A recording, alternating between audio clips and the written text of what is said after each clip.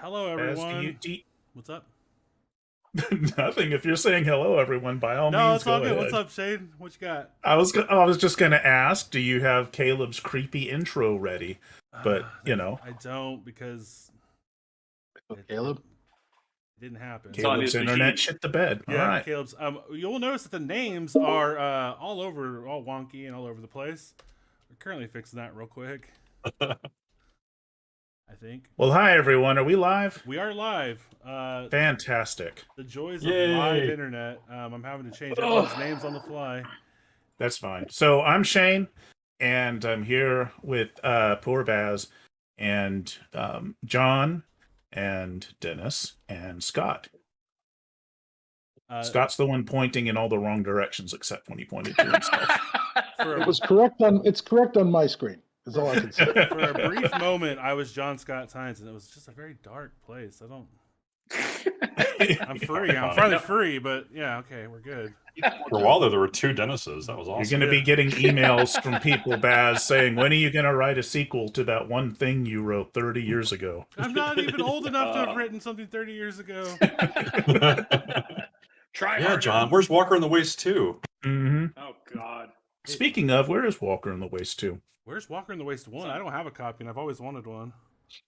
I still have my copy of Walker and of the evidence kit that you guys did for Walker, which was a bunch of photocopied, laminated things stuffed into a manila envelope, and somebody hand wrote on there, like, Walker in the Waste evidence. Yeah.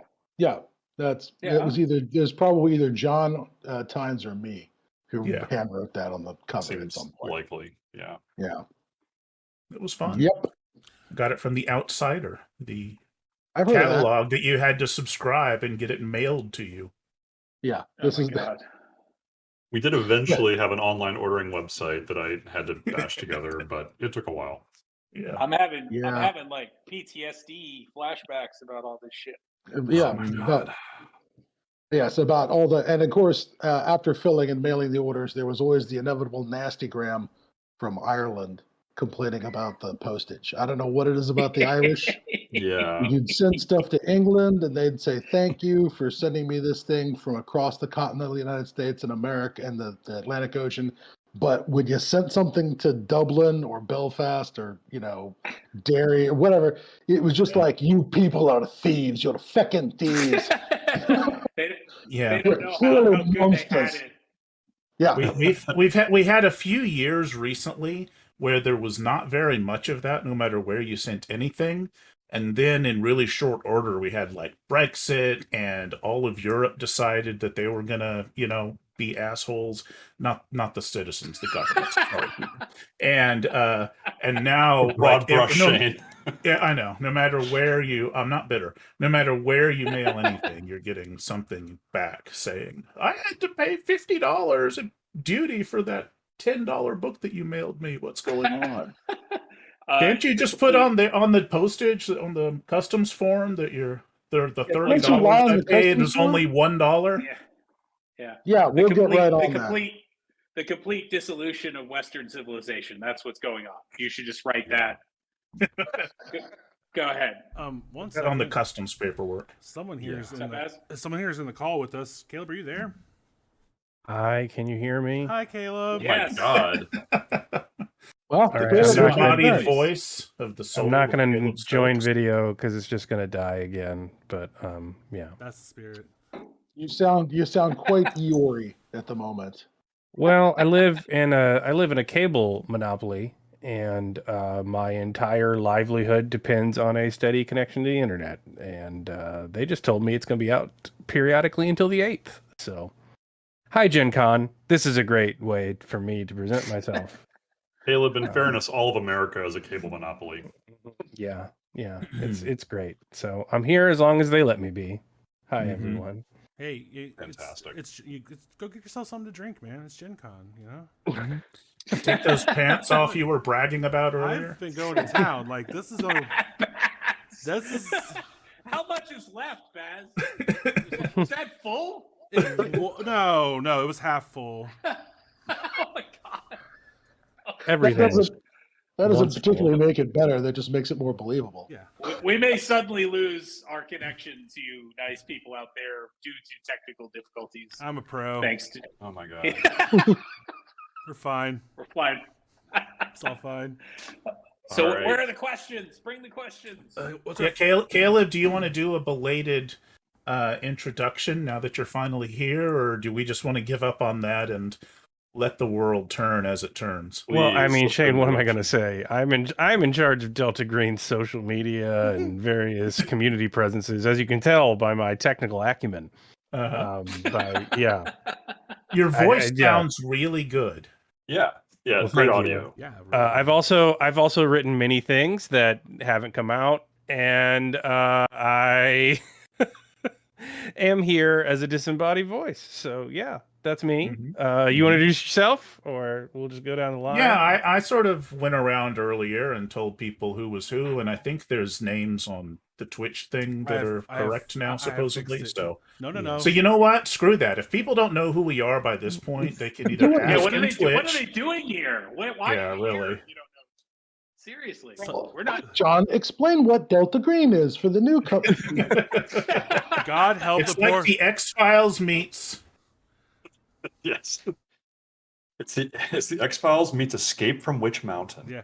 God help the poor Gen Z kid who just came to Twitch to see some Fortnite, and now he's in a Delta Green stream. And I'm It's sure the we rock- do have.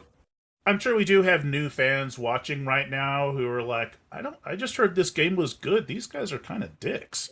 Just these bearded guys with glasses who are drinking and just angry about everything. I'm the happy. worst. Literally everything. It's all It's Yeah, good. the that would worst. be correct. It makes for good game writing, being this angry. It does. It really does. Actually. You just channel everything right into the keyboard. Yeah. Oh, Why do you feel that's- so? Why do you feel so good about the planet burning? Well, I just finished a book. It's really It's not like great. Iconoclast wasn't just a big giant revenge fantasy for watching the news. Right.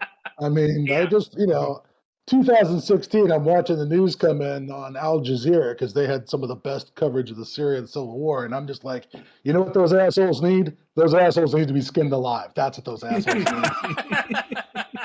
I may not be able to do anything about that in real life, but I've got a fucking keyboard, right? And so, Luckily, since Caleb's working with us a lot now, he doesn't have any axes to grind in books like God's Teeth. zero, no. No. Anything else He, he's took that out, working he got that out of his system with red markets. on. Yeah. Yeah, that's right. Well, what's going on with Delta Green, guys? I think I see Stuff. yeah, first off, TM26 is new. Hi, TM26. I'm new to it. Hi, Welcome TM. in. TM26. Sorry, I'll use your full name. I'll be that person. Welcome aboard. So, yeah, somebody I'm asked how Shane, God's in case Teeth you- is in going. case You didn't miss can do that. You missed my whatever. I'm gonna stop talking. I'm just Yeah, I- please. all I have is caffeine. I don't have any alcohol Have at a all. rum cup. I know. I should. It's not a cup if it's a jug. Have a rum jug.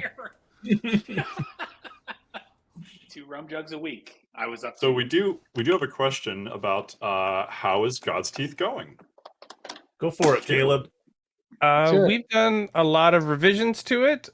It was hacked up by Dennis, stitched back together by Shane, and it is currently being playtested by Shane. And I am in the midst of trying to find people I have not annoyed with either talking about it or making them listen to it or making them play it yet, so I can get another playtest of it and revisions from there. So yeah. Caleb, The can you good- talk? the good- Can you talk any about the sort of the evolution of the campaign? Because when you first played it with the gang on RPPR all those years ago, the beginning of it is going to be familiar, and then that's it, right? Everything else has wound up becoming kind of side scenarios that we're developing separately from the core campaign. Yeah, so when I initially played it, it still had the purpose that it does currently in its draft state, which is it's a frame campaign. There's a sort of a core narrative, and then there's a significant period of time in the campaign in which you can just be slotting in whatever the handler comes up with. and using the God's Teeth, the idea of the nameless God and what's in that book to sort of frame the entire campaign, even though you might be doing kind of a Monster of the Week thing.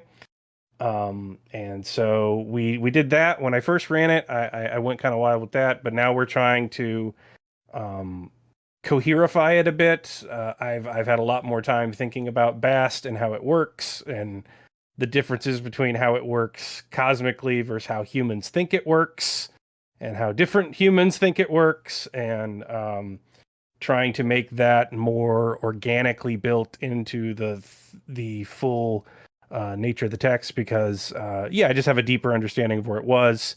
I still think the imagery and the horror stays from the same place. It still has these themes of atavism and the horror of nature and horror of predestination and all that kind of stuff like that. But I just got a tighter bead on what is going on behind the scenes now. So we're trying to add in more scenarios that you can have on the side. Shane has done God's Eye, and that's in playtesting currently on his Patreon. And I have done God's Breath, which is the Delta Green figures out what to do about legal weed scenario. It's set in Colorado in 2017, when you can't just sprinkle drugs on a cultist and call it a deal gone bad. What do you do now that you have oh wait, these people have protections now? We can't just, oh shit, he makes up 2% of the state's school budget. What are we gonna do to this guy? Yeah. So I'm working on that currently.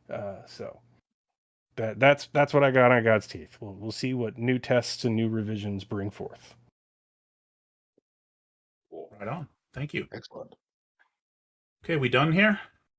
This is it. Good night, everybody. everyone. We did it. All right. We did it. We made it, y'all. Quick question, just a question for the chat. I almost vomited and aspirated myself. So. Quick question for the chat. Who all's currently at GenCon watching on their phone or in their hotel room? I was kind of curious about that. If anyone would be doing that. Not I. Well, yeah, I don't think any of us are. What kind of responses are you getting? I'm not looking at Twitch right now because it distracts me. None thus far. There's a delay. There's a delay between what I say and what they hear. Oh, okay. So we'll get answers later. Okay. Well, let's talk about something else in the meantime. Sure, indeed. Okay. John, tell us about the first time you ran Delta Green. Boy, thinking that would have been Convergence, I'm pretty sure. I would expect so. Because we'd played a pre-Delta Green adventure, which is where Adolf Lepus and Dennis's characters and stuff came from, which was set in Vietnam. Of course, it was the famous Cambodian disaster. And that was just kind of Blair was running that. Yeah, Blair ran that, and we were, detached to follow this Colonel Kurtz kind of guy into Cambodia because he was going to go fight a monster thing, which was something known as the Black Buddha, as I recall, which is this enormous Buddha statue that kind of comes to life and begins murdering everyone. And I think it had, as I recall, a gigantic phallus. Well, that's Blair. That's Blair. In both cases, as the Buddha was famed for. Yeah. So that's what happened, and it all went to crap. And then we sort of decided that became the proto Delta Green adventure basically. And then thinking about it, we decided to go ahead and do more with that idea, just building on the kind of what we made up in the course of that adventure. And that led to Convergence, which went very well. It was a super freaky adventure, which has continued to be the case, apparently. Mm-hmm. I've been occasionally hearing an actual play of someone playing Convergence and okay, here goes the bathtub. All right, that's the best. Thank you. Always a good time in the bathtub. Do you remember what happened to Poe and McCrae in the bathtub? First of all, who were the players in that game? That was Brian I think. Well, you ran it for Brian Appleton, me, and John Crow. And I think Jeff Barber was in that. Jeff Barber. That's right. Oh, okay. There you go, Jeff. Who died? Yeah. One of those four was killed, if I remember correctly. I don't remember. I remember Lepus hopping out of a helicopter and threatening us. So we were still alive. Yeah. But I remember falling into the bathtub and something trying to get up my pants. And that was not a happy Any entry situation. will do for proto matter. It's not picky. No, It's and pick a hole. McCrae It's- made it. McCrae made it out of there, and he survived to the Delta Green Handler's Guide. So, yeah. yeah, that scared What the I shit out of me. remember from Actually. the write-up in the scenario, when you guys wrote it up for the original, the Unspeakable Oath #7, there was a thing about how there's something slooshing around in the tub, where Yeah. they came in. The reporter, the fringe reporter guy is dead, and he's dead in the tub. You come back, you look back later, and half his head is missing because it was the protomatter that's now just slimed out of his head into the tub, Yeah. that's slooshing around in there with his legs and his Johnson, and everyone pulls out their guns, and something shoots out of that. It says something shoots. The description was something shoots out of the tub like a tentacle, goes up the barrel of the gun, and then expands, and the gun explodes. And one of the characters is running around with a couple of fingers missing, and then the ooze gets on somebody else and is trying to get down their face, and they run out in the parking lot, and they're running around in the parking lot in front of dozens of witnesses. I mean, I don't remember what year this would have been. Was this like 92, 90? Well, it was like No. as we, it was like 90. Yeah, probably 92. Like it was the year before X-Files or whatever. It was around that. Yeah. time. Yeah, and so it was a hot mess. Yeah, no, I remember very very vividly, which is funny considering how old that concept is. But yeah, no, Poe came running, screaming because he discovered the town all living under the as one big horrible biological oh yes, mess. the city council. The Yeah. city council. Yeah. Was, Oh yeah, it was that scenario scared the shit out of me. So. Yeah, it was a good time, and I like the thing. Actually, I remember the best from that running that adventure was I left that like audio clue you guys recovered from, I think, from the reporter's hotel room, but it was backwards and like distorted, and Jeff or somebody was like, "We got to figure this out," and so I led you guys to the computer, and like Jeff actually operated the audio software to like reverse the audio and make it play back normally. Yeah, and when that voice came out intelligibly and you could hear what it was saying, I remember Jeff just like turned white. He was like, "Holy shit!" That was awesome. Nice. Yeah, that was a good time. Yeah. So John, yeah, it was a blast. Was Lepus your player character when he first appeared? Yes, I played him. 60s. I played him in that adventure in Vietnam that Blair ran. That's where Poe and I can't remember his name, Dennis, your character as well, McCrae, got their start. Yeah, that's I hope you weren't that much of a monster. Just I think I did have the idea that he was a drug addict, that he was like a junkie, because it's it's sort of like a Vietnam soldier cliche. I remember finding the character sheets in the files of Pagan. Okay. And one of the things you put in the character description for Adolf Lepus, and was that he was in the military stockade or whatever. He was a prisoner. He had been convicted by a military court, which is apparently where I got the impression that's where everybody had come from. They were all like a Dirty Dozen thing. Yeah, except you put in that he had turned punk in the stockade. You hated it felt like you hated your character, and so that you wouldn't mind if he got turned inside out during a he was reading Naked Lunch or something at the time. I mean, probably. No, you really ran Lepus as the most abhorrent. Like, we all hated him instantly. Yeah. And wanted him dead. It was like Grimer Wormtongue meets, Long Range Reconnaissance Patrol. You're just that's accurate. Yeah, I did I don't know what it was. Maybe it was because Blair was running it and he always ran like really messed up games. So that seemed appropriate. Go ahead, Scott. I was just saying I eventually learned never to take a character that I enjoyed into a Reynolds campaign, because the best case scenario is the character came back to the game with no arms and had to have someone wipe his butt for the rest of his life. If you it's a good ending. Don't take a character you like into a Reynolds game. It's bad. Yeah, that campaign he ran for us years later in Seattle, whose name I can't remember, but it was the mainly what I remember was that I was playing an undercover Nazi agent, which I think was like Blair's idea, I believe, that I would play a Nazi. Oh, And there was that is this weird the ti- artifact. Go ahead. it's the time. This was the time travel one. Yeah, I think It was so. some It was sort of super weird. We had that artifact we were trying to get rid of, which was like a mummified human torso covered in like sigils. And we had like recovered it from some operation we were doing.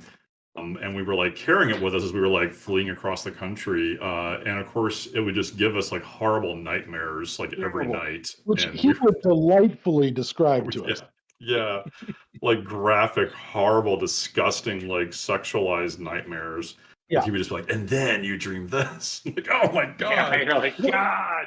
Yeah. The thing I remember about that scenario the most is how much it reminded me of. There were a couple of themes that would turn up again and again in Reynolds' work, and one of them was you wake up in a situation you have no fucking clue why you're there. Everybody else has an idea what's going on, but you know nothing. And he wrote that fiction for The Oath. The journal entries about waking up in a dungeon with no memory, and Yeah, that's true. Right. the characters. The last line is about where they're trying to track down who did this to them and what's happening. Is there was a line at the end? It's like and so onward to Japan in the company of worms, which is a Yeah. reference to the alien parasites that are inside all the characters, waiting to mature and hatch out. And Yeah, so that was cool. themes of infestation, and corruption would come back again and again in his stuff. He inflicted that shit on me and Brian and John and in the years before he passed. He those themes kept coming back where you wake up and the problem has already happened. It's not Yeah. like you'd avoid it. Congratulations, you've got the biological infestation in you. What are you gonna do? And Yeah. it's never good. Never Yeah, good. he was not concerned about like player agency. He was just like, you wake up and you got worms in your brain. All right, here we go. Oh, brain, you sweet summer child. Yeah, yeah, exactly. Yeah, that campaign ended for me when like I tried to get out of it, but we were having these visions, and so we went to go have I don't know, like a psychologist give us sodium pentothal to see if we could recover our visions to like help us understand what's going on. And I didn't want to do it because I was a Nazi undercover agent, and I went with Appleton to go do that. I tried everything I could do to get out of it, and I failed. And so then we're in there, and like he gives me the shot, and he's like, "Okay, tell me what your name is." Like, and I fail my power roll or whatever, and I'm like, "My name is Hans Siegfried, Nazi agent," or whatever. And Appleton's like, "What the what?" And then the guns came out, and it's a giant. yeah, It's the end of Reservoir Dogs with everybody pointing guns at it each other. was, yeah. Like I pulled my gun, I tried to get out of the room, and Appleton blocked me or something, and then I was like, "Hell!" And I blew my brains out, and that was the end of my character. So that's how that went. Oh, that's a shame. Yeah. Yeah, So that Scott, was- the first time you played Delta Green, were you in Florida still? Did you like run it for friends or something? the first time I played Delta Green was honestly probably when I played it for you online on AOL when Oh, wow. when we were doing text gaming, and I ran the game that would eventually become Pisces, Okay, yeah, where yeah. you guys were being the Delta Green agents who are tracking down the army of the Third Eye and realize that none of them are in the institutions they're supposed to be, and that there's something that was covering up what the army of the Third Eye was and what it was doing, and then eventually led to the Grosvenor Square massacre. That may be the first time I actually got to run Delta Green. I think I may have played it where John ran a scenario, the one that you ran with the chemist who dosed us all. There was a thing where a chemist who was a Delta Green friendly had gotten in trouble and had sort of called in his Delta Green contacts in a sort of, I can only describe it as a you know, an involuntary murder-suicide pact where he's just like his shit's going to pieces. So he calls in a bunch of Delta Green agents, brings us in to tell us this bullshit mission he's gotten himself into, and we've all been dosed with whatever psychotropic drug he's been selling to the Russian mafia because he's put it all over the papers and passed it around the room, and we are just everyone's tripping balls and trying not to die. Yeah, that was maybe the first time I remember Wow. running it, but or Yeah, playing I it. don't remember that adventure at all, but that might be the one that I ran where I was experimenting with just trying to make it up as I went along with like zero planning.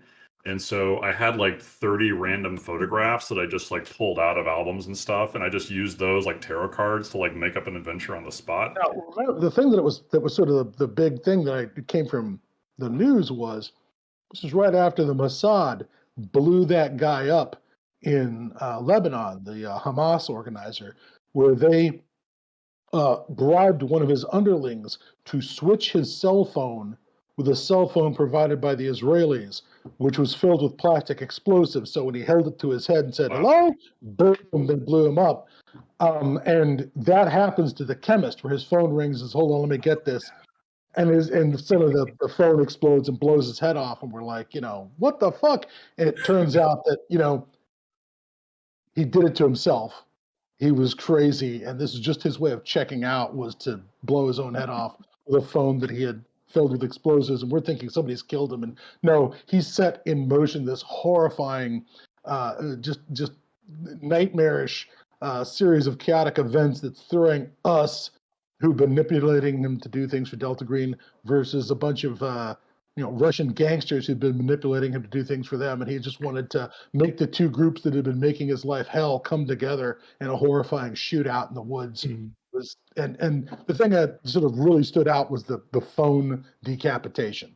Well, not really, but That's a good close enough gag. close enough that makes no never mind. But the first time running it, I think, was definitely running it on text. I was in law school at the time, and there was nobody around in law school who was interested in an RPG at the time. I had to do everything online in the ancient primitive. We had to type in the internet back then, kids. That kind of stuff. If anyone could believe that shit, where it's like sexting, only there was dice involved. Okay. It's It's still like sexting. sexting then. I'm Yeah. gonna leave that. You guys don't use dice? Let Weird. that one percolate. Hey, for a while. Caleb, I have an idea It's for nice a if you game. Yeah, I use dice whenever I sext. I'm like, hey, check out a picture of my finger. Like, You have to keep it spicy. that's Gotta randomize it, otherwise it just Mhm. gets boring. That's right. Yeah. You've encountered a dire wolf. Wait, start the chart. Don't Yeah, have that's dice. right. You might as well hot. be playing a LARP. Show me How your dire is the owlbear. wolf? Show me your owlbear, baby. I mean, my understanding is that this is the Spencer's Gift business model. Like, apparently there has to be some demand for, dicey sex game. That's accurate. Yeah. Yes. All right. Yeah. That is definitely a dispenser's gift game for sure. Yeah. Do we want to talk about other stuff we're working on? I have Dennis, questions too, if Uh-oh. you guys want to do that. So Oh, it's no, okay. no, go ahead. I mean, people can read Kickstarter updates if they want to hear what we're working on. Oh, okay, cool. So Cosplay by Tyler just wanted to say that this game changed the way he looks at daily life. Thanks for Sorry. everything you guys do. That's very nice. Sorry. Yeah, sorry. That- I thought that was Whoops. very funny. Doom Vision Podcast has congratulated us all on Impossible Landscapes and the ENnie. Jen McCleary. Mhm. She's an amazing layout artist, and we're lucky to have her on our team. She was incredible, and she kicked all sorts of ass on that without much prompting at all. She helped us. We showed up and going, please make it beautiful, and she made it incredible. So It's an awesome Jen. job. I agree. Good work. So thank you. Skeletorso has a question for John.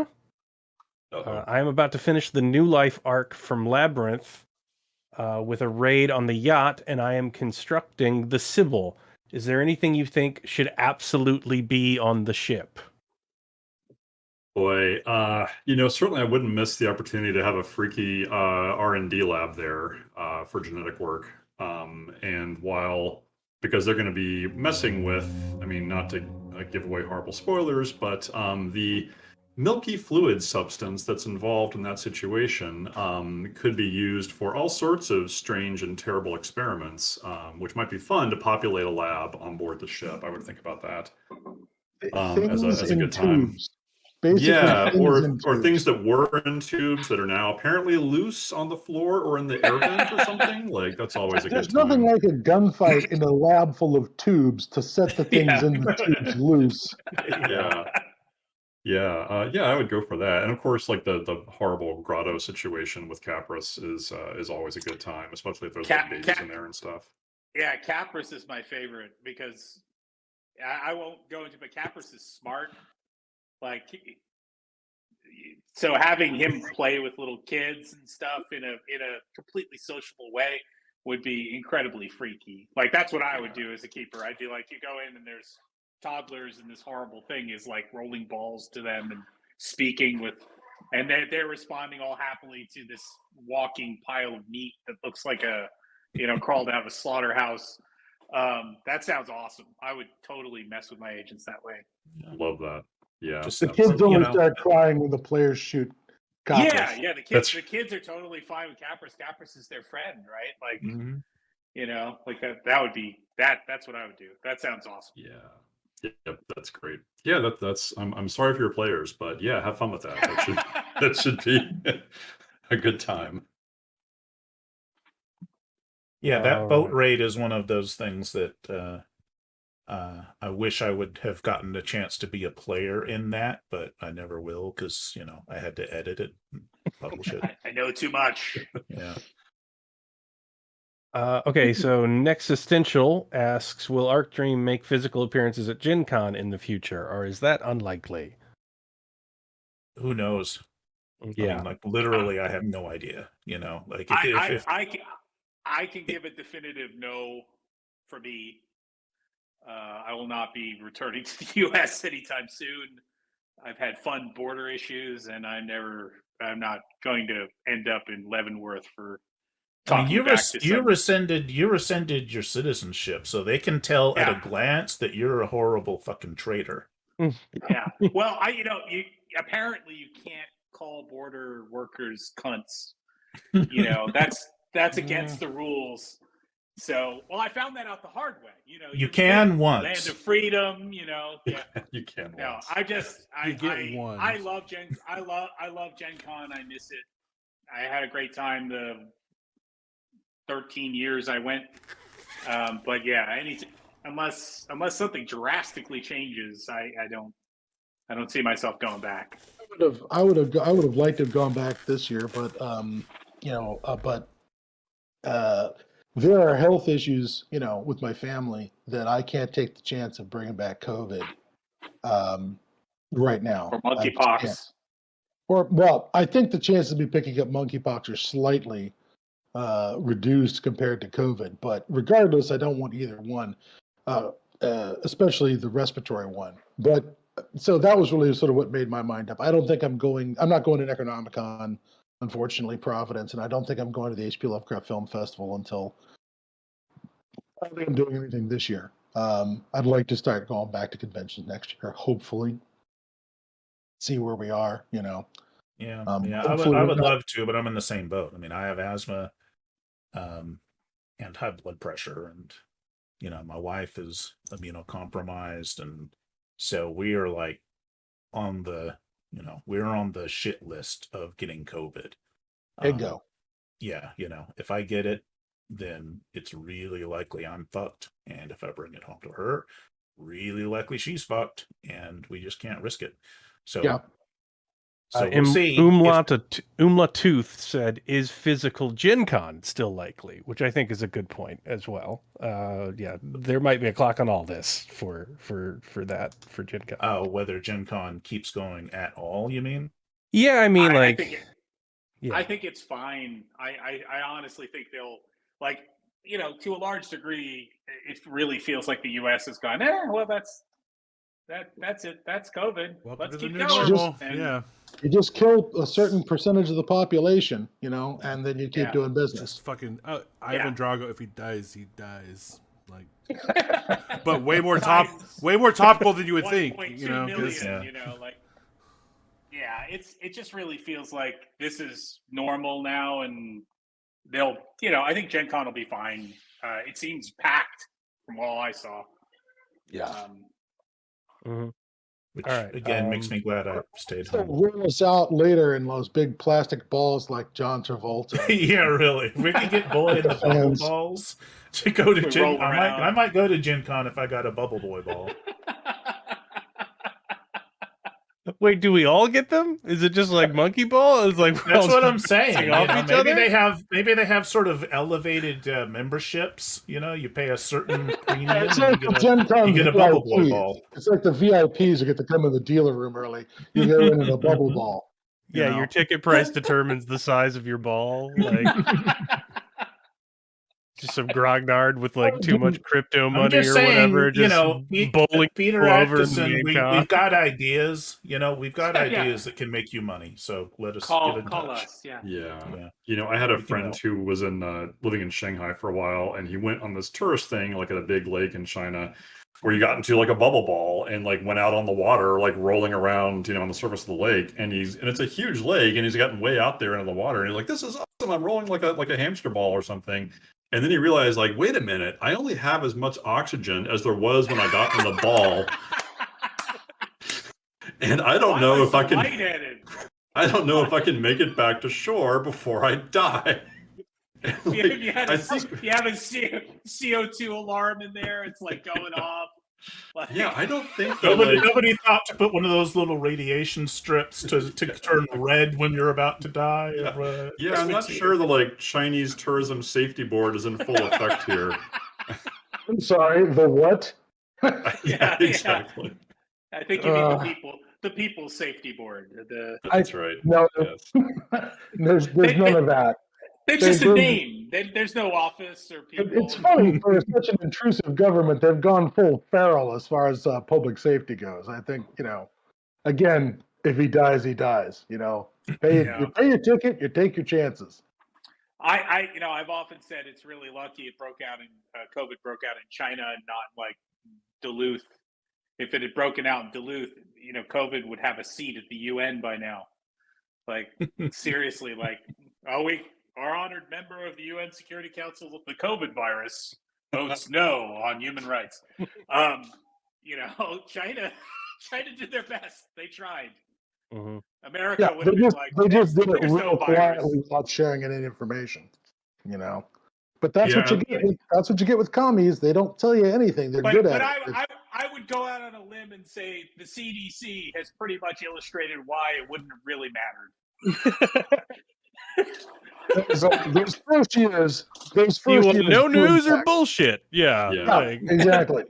I do like the implication that membership on the UN Security Council has one of those little amusement park ride yardsticks. It's like if you've killed at least 1 million people in your country's history, you can be on the UN Security Council. I think the Soviet Union and and the human rights special board on human rights, you have to kill at least 5 times that in a year. Yeah. So I think COVID's getting there, but. Well, they don't want people making decisions on human rights violations who don't know what they're talking about. You need the experience. You need the practical experience. Yes. I just think it's very funny. Slime Basher has said, "Hey, shout out from Duluth." Yeah, I saw that. I was like, "Fuck yeah, Duluth!" It's very welcome Springfield. It's like some bands on stage. Yeah, we're fucking happy to be here, Duluth. Welcome. I'm sorry. The best call from the stage from any band I've ever heard of was the Scorpions, where since everything is phonetic to them, they speak no English. Yep. Their call from the stage, no matter where they were, was America, yeah. That's all they had. Just America, yeah. There's a winner in every That's all town. you need. They just move on to the songs. Nobody else cares. What else we got? Questions? So Machado says, while Delta Green has been on my radar for a long time now, I even lived in Colombia in the 90s. I only just recently took the dive into it. Holy F word. Why did I wait so long? I am currently devouring everything I can get my hands on. Thank you for a wonderful world game experience. Oh, You're welcome, but did he actually type out F word? There was an asterisk instead of the U, so I was trying to. Okay, I mean, that okay. I assume that means you don't want me to read the whole thing. You're supposed to pronounce the asterisk like a static noise, okay. white noise. I read what's on the prompter, Ivy. Yeah. All right, exactly what's That's on. what I'm Wow. saying. If prompter. it's asterisk, You're Ron whatever. Burgundy. I was about to say, Awesome. hey, We're Ron glad you're Burgundy. enjoying it. And I hope as a former resident of Columbia, you got to eat your weight in Shakespeare's pizza at some point. Oh, I missed Oh, that. do you mean that Columbia or Yeah, that's where the country Columbia? No, that's where Pagan Publishing used to be. Yeah, Columbia, Missouri. Yeah. What was I thinking of the other day? What the hell was that? What the hell was the bar called? The pub, the German pub. What was The it? Heidelberg. Yeah, that place was awesome. Yeah, that's where, like, as a young beer snob, I was like, I only drink Lowenbrow Dark. Because that was You like were so the finest beer you could get in Columbia in those days. It really. You probably haven't heard of the beer I prefer, but Yeah, that's right. It's called Michelob. You might like it. Ooh, I talk about wow. Mr. Beer. I'd like a Mr. Beer, please. The Meister Brow. when people ask me my favorite bourbon, I go Yvonne Williams, the finest. Yeah, that Oh, was yeah. That was a dangerous time and place because I was my apartment in back east was $12.25 a month, and in Columbia it was like, anybody have $150? Like, you want like this floor? You want 2 floors? Like, so it was like every night it was like, let's go drinking. Yeah, let's have some potato skins and some beer. And Nothing like having disposable income, right? it was amazing. It was amazing. Living in was New York great. was like horrible, but you get to Columbia, it was like, and the people were cool. The school was awesome. Yeah, that was a nice place. My favorite comment in the chat is, I'm excited how long this can go before a Delta Green question happens. You came to the wrong stream, y'all. Yeah. I'll have to tell you. We're old men. challenge accepted. All right. Next question. What do we got? Marasani says, I'm currently running landscapes for one of my 2 groups, and they're absolutely loving it. The other group is doing Last Equation right now. So, So you got not a Delta Green question, just a positive both, comment. So we're still going. We still got the streak alive. Yeah. If you want to combine those 2 groups, it's really easy. Last Equation, just have them go into the murder scene, and it turns out to be a set. Mhm. Like everything has set numbers on it, and you start to find more and more scripts and everything in the back, and just slowly have them meet each other eventually. That would be fun. I'd love to do that. When I ran it the 6th or 7th time, we ran Victim of the Art, and when they got near the end of the scenario, Impossible Landscapes, there are all these props, and all the kids' bedroom was in there dozens of times over, handmade, including like the table, which I described earlier, was being made, like shaved down by hand by Ambrose on the table, like he was going to paint it.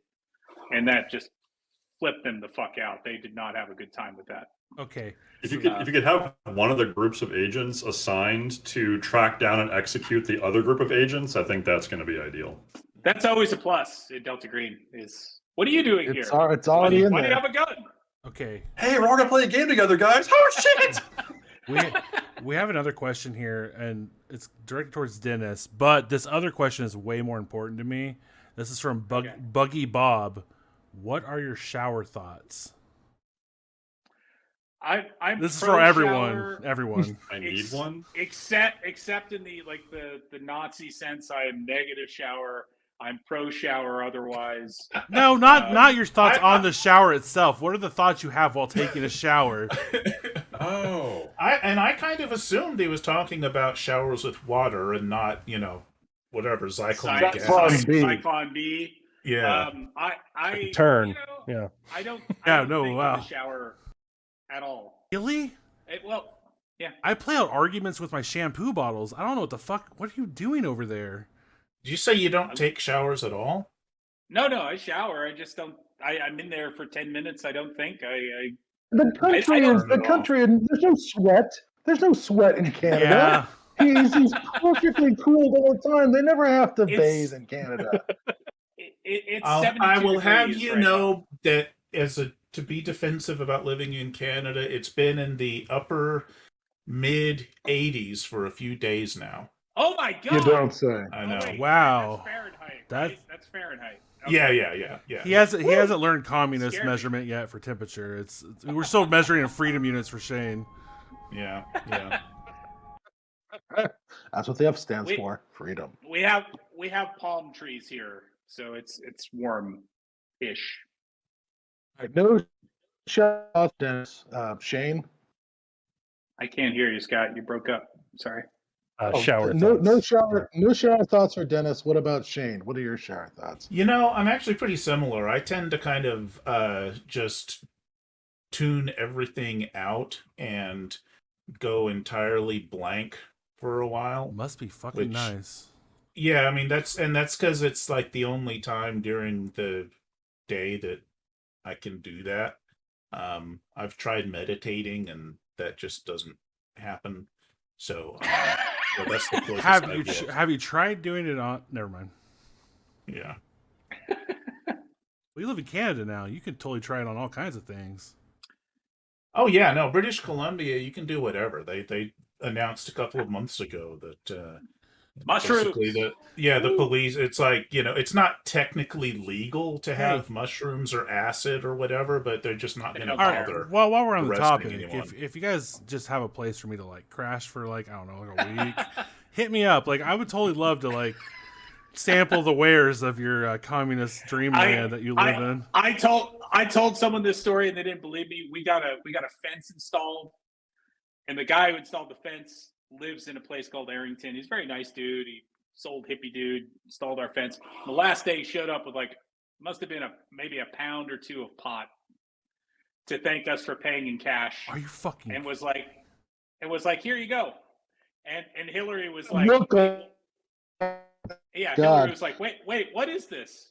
And he's like, yeah, it's pot. I figured you guys would like some. And Hillary was like, oh my God, like it was it's in the freezer or something. It's totally legal here. Like it's Baz is I like thought that putting was- clothes in a suitcase Yeah, right bro, now. bro, I'm coming over. Like I'll be Well, there.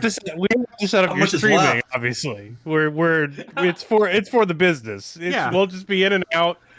Don't worry about it. I just love that this It's- is like it's a neighborly thing to do here. It's like, oh, thanks for paying all in cash immediately. Have some free pot. Yeah, And it was like if you had I mean, that it might have pot been in a New 6-pack, York- it might have been a case of beer a Yeah, couple it was. of years It was ago. the local equivalent. But This- if you brought that to like New York in high school, this it's like $16,000. This reminds me of that pot. scene Yeah, from that season 2 of The Wire where he's like, I can pay you for the shipment, or I can pay you half in heroin, half in money. It's like That was here's funny. God damn. And America Yeah. sucks. Anyways, continue. And like the pot stores here, they look like Apple stores. Like it's like, a beautiful sign, a really nice interior. It's not the sketchy neighborhood or anything. It's everybody's Yeah, well, like- I mean, now that it's legal, it's the same thing here. Yeah, it's pretty corporate. yeah, oh now. good. Yeah, Yeah, but my only can't you- regret when we legalized pot shops in Seattle was that it did not come with a requirement that you could not display like dancing bear icons on the walls, because that really just What really about, so disappointing. What about peeing Yeah. Calvin and Hobbes? Did No. they outlaw that? God, No. yeah, I mean we tried, but bastards got us down. I feel like I feel like every one of you has really missed the opportunity with this whole shower thoughts thing. You did the obvious joke is something.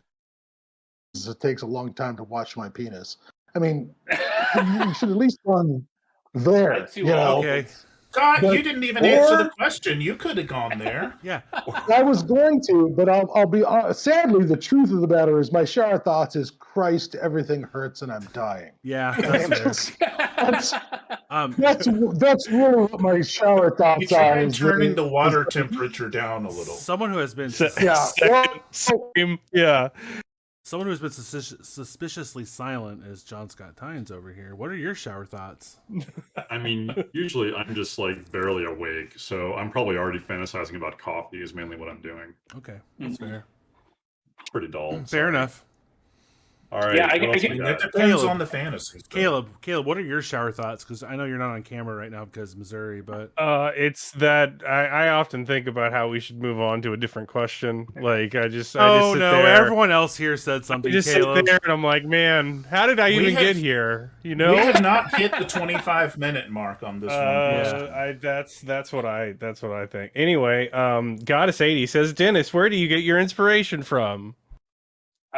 Shower. And this is I was Shower. gonna say I get this question a lot. Oh my God, your dreams must be so messed up. I literally don't dream. I don't daydream. Nothing like that really happens. I just sit down and go, just dead inside, just dead. and then I rewrite it, and then I rewrite it, and then I rewrite it, and eventually it becomes horrible and scary and hopefully effective. But yeah, you're not kidding about it not being. You know, the first time you write it, you're like, "This is shit." It is almost universally shit, and somebody else has to tell you it's shit, and then you have to rewrite it. And that's right. Yeah. You know that's. So I have a question about your art, Dennis. yeah, Because as a fellow artist, I'm curious about your artistic process. The things that come Sure. to because you create such evocative, beautiful, like horrifying thank pieces of art that really the writing alone carries Delta Green, but your art is what gives life to it, I think, in my opinion. cool. Thank you. What is like, I don't know if your artistic process is the same as mine, where these things just assault your brain all of a sudden and you have to like spit them out onto canvas or onto whatever medium that you're putting it onto. But is that how it works for you? You know, it's hard. Usually I'll read the text and I'll go, "Oh, that's a neat idea." You know, if I'm illustrating God's teeth or something, I'll go, "That's a neat idea. How do I portray that?" You know, like, and then I'll start fooling around with layouts, just scribbles, and then it never gets past the scribble. Like I just put the scribble down and then paint basically with lots of reference photographs, and you know, it just either comes together or it doesn't. For everything you see, there's like 10 others that failed horribly and are just ugly and don't work. So you know, I wouldn't say I'm assaulted by it. I enjoy doing it. Okay. It really feels good when you get one right. Right. Okay. But you I've get seen I get some a of lot- those, and they're dog shit. Yeah. Oh, it's true. But Shane can't tell the difference between, like, you know, he'll be like, "Yeah, just print that." I'm like, that's actually a stain that I put on the side of the paper. Like, he's like, "Yeah, The but text clearly describes a guy standing on the corner. Why can't you do that and make it scary? I mean, for every cool painting I post on the internet, there's 10 canvases laying against the wall where I'm like, fuck those specifically. Yeah, I mean, that's totally normal, and I think get used to that as part of being an artist. Is you just kind of have to. Yeah, that should be a lesson. That should be a lesson for any kind of artist, whether sculpt, write, music, art, paint, whatever. 90% is not going to make your standards. 90% is not going to satisfy you of your own work. Just acknowledge it. But that 10%, you just got to keep fucking grinding. Yeah. The ones, it's hard. The ones I'm most skeptical of are the ones where, oh, that's fucking awesome. Because then I'm scared because what if anyone else sees it? I'm like, well, maybe they won't think so. Well, I mean, that's another level, and this becomes a really greedy, selfish thing where it's like the stuff really gets good when you make it for yourself. Truly, it sounds like garbage, but it sounds trite and stupid, but it's not.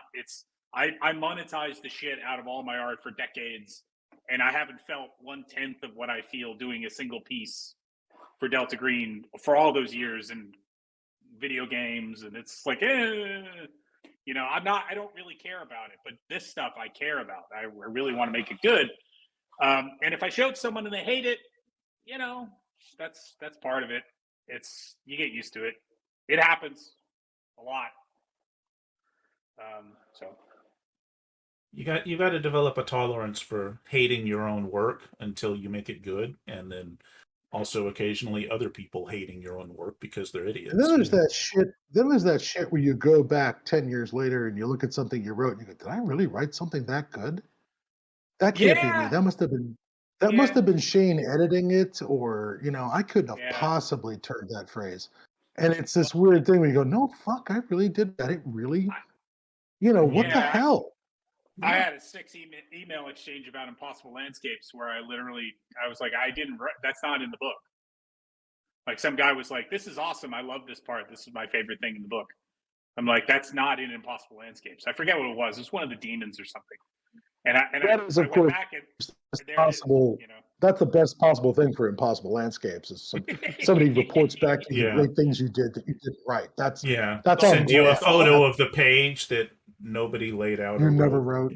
The whole book is like that for me now. I'm rereading it for the first time after digesting the book and shitting the book out and eating it again and for years, and I don't remember half of it. So I'm glad everybody really enjoys it, and yeah, that's cool. But yeah, it's scary sometimes looking back at your old stuff and going like, "What the fuck? What is that?"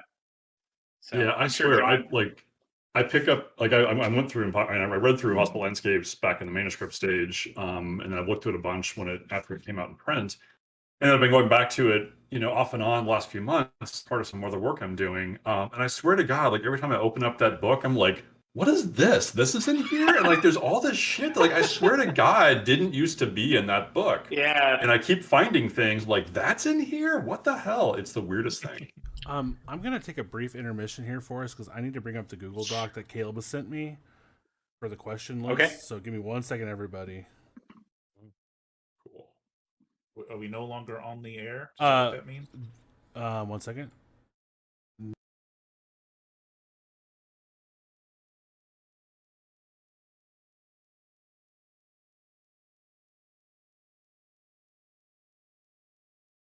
Requested. Great.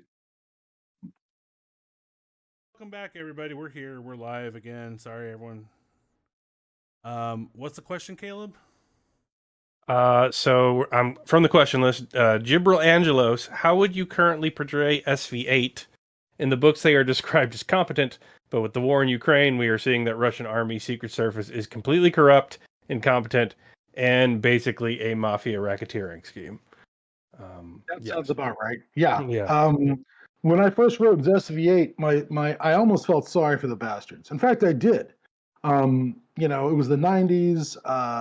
Communism had just fell. Things had fallen apart. And frankly, we were sort of, you know, the West was running amok in Russia, assisting in the, you know, denationalization of state enterprises and creating the oligarchs that currently, you know, run Russia.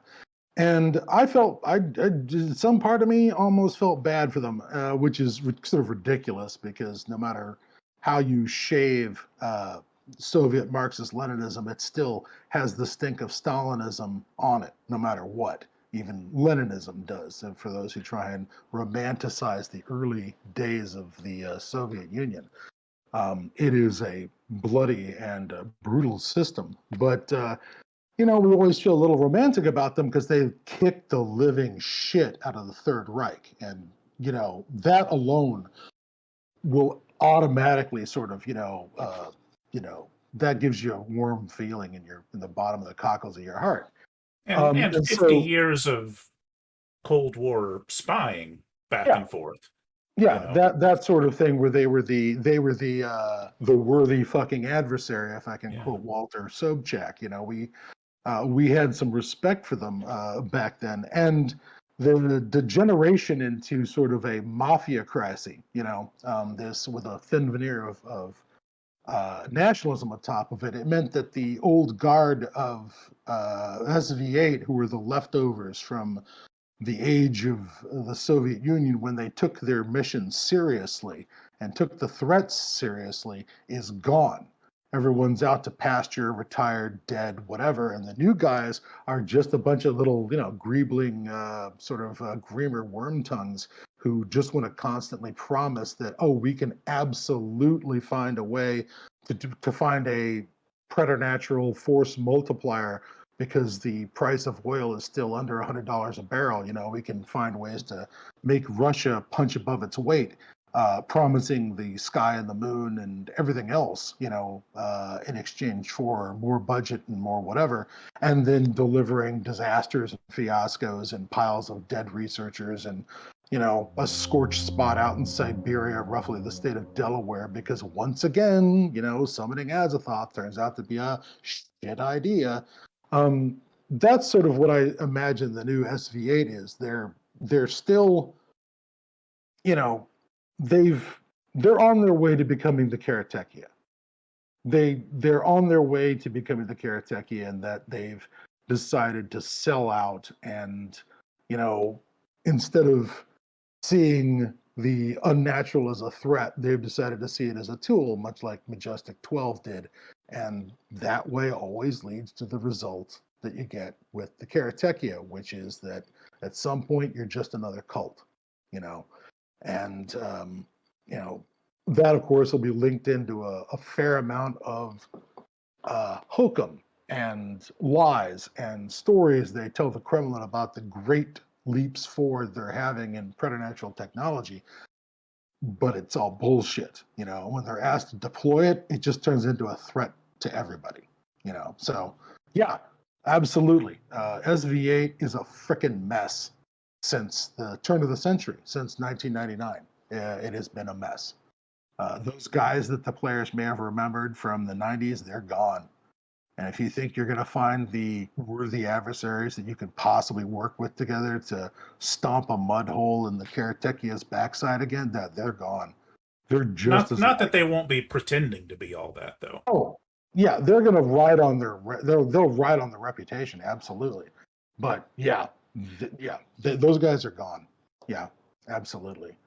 They're the guys who were like, no, we'll totally find a way to kill that defector without any Novichok or any other poisons that can be traceable. He'll just be jerked out a window in the middle of the night. No one will ever see him again, until he's dropped over the plateau of Lang. That's what they're promising. Yeah, I think if you're dealing with SV8 in your campaign, and obviously like Agent Renko from the Labyrinth is a helpful vector for this. Like the trick there that occurs to me is that like I would say go straight to like they're profiteering and they're like riddled with corruption and selling stuff to corporations or whatever else, because that's sort of what they're doing, is profit taking, is basically. But in fairness, that's the story we already have of March Technologies and Majestic and all that stuff. Like it's the same fucking thing. It's all about money and power. So if anything, I would look for something else to do with SV8. And I think like what Scott's talking about of having them be just like ridiculously incompetent and just kind of, maybe just like they're, clutching at their precious archive of like old files, still trying to extract some kind of value or information from it that could be like wildly inaccurate and unhelpful. Might be a good way to go, where they're kind of more like a mothball agency of like, people clinging to the past. And the agents in the field they have may not even realize just how like hollowed out the actual leadership is and how like ineffective the bureaucracy has become, because they've been living overseas under assumed names for like 10 years, 15 years or whatever, and just have not realized like how bad things have gotten back at headquarters. So you might do that, where essentially like, you're poking at whether it's Brinko or some other, local SV8 group, and they think like, oh crap, they're going to call headquarters and like the giant like shield helicarrier is going to fly in from Russia and nuke us from orbit. And like, no, actually, like they're just going to get arrested on like drunk driving charges. It's like nothing's going to happen because they can't actually count on anybody being at the other end of the phone. It's like actually, it's like when Putin, when the wall was coming down in East Germany, he was like the last guy standing at the whether it was the embassy or like one of the secret police units or something. He was there as like a field agent back then, and he called back to the Soviet Union and was like, "What do we do? Like they're looting all the secret files and shit." And they were like, "Beep." click. Like, just like there's nothing there. Nobody can help you. Like, that formed Putin's sort of take on the world, was that realizing that he was totally abandoned and unsupported by his masters. So that's a possibility. And what you then have to ask, I guess, that's a pretty fruitful theme to play in as a game master too. yeah, and like as we've seen in, let's say, the IRA and other organizations over the years, when their original agenda like maybe kind of peters out, what do? They run drugs. Like, they start finding like the local people, like the undercover agents in America. Espionage is crime. They just, Espionage is crime. And Yeah, so Right. it's You very find lots of simple ways to for use crime. insurgent groups or espionage networks can very easily turn the skills they use to just profiteering. Yeah. And yeah. Well, especially with SV8 with Russia, I mean, you've had decades now of a very explicit merger of mafia and government and covert agencies. There was a term that was brought up called parapolitics. I don't know if anyone's ever heard it before, but it was this thing that I remember reading a while back that struck me 10 years ago, maybe longer, as a bit conspiratorial. But the idea behind parapolitics was the overlap between government, intelligence agencies, and crime, and how each group helps each other with their agendas, And it did come off when I originally read about it as very conspiratorial, but over the years I've sort of gotten the feeling that no, there's plenty of places where this is the norm, where the connection between the security services, organized criminal activities, and politics, that's all one thing. And it's an incredibly murky world, and there's a way to monetize anything and anyone. So the idea that somebody's left a bunch of, the unnatural laying around, somebody's gonna try to find a way to squeeze a ruble out of it. I imagine that, SV8 definitely overpromises and underdelivers whatever they're telling Putin, right?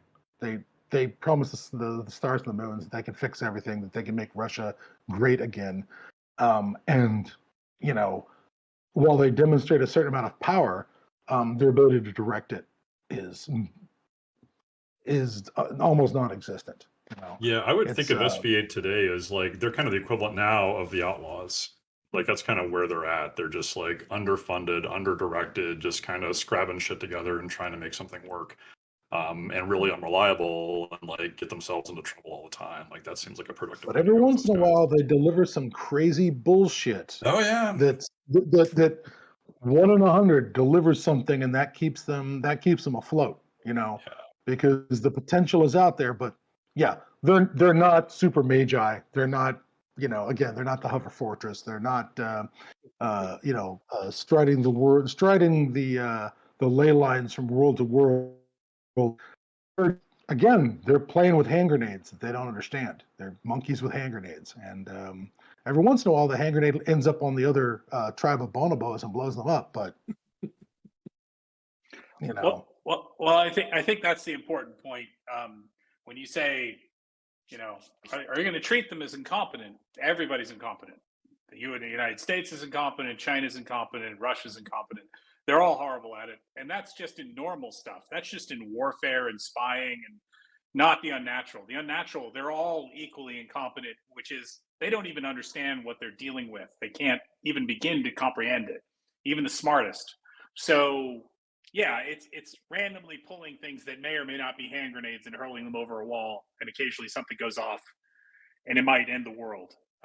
But I think the important bit is your players should come to the conclusion that everybody is clueless. Everybody has no idea how to make these things work. They're all struggling all the time to try and move the ball forward.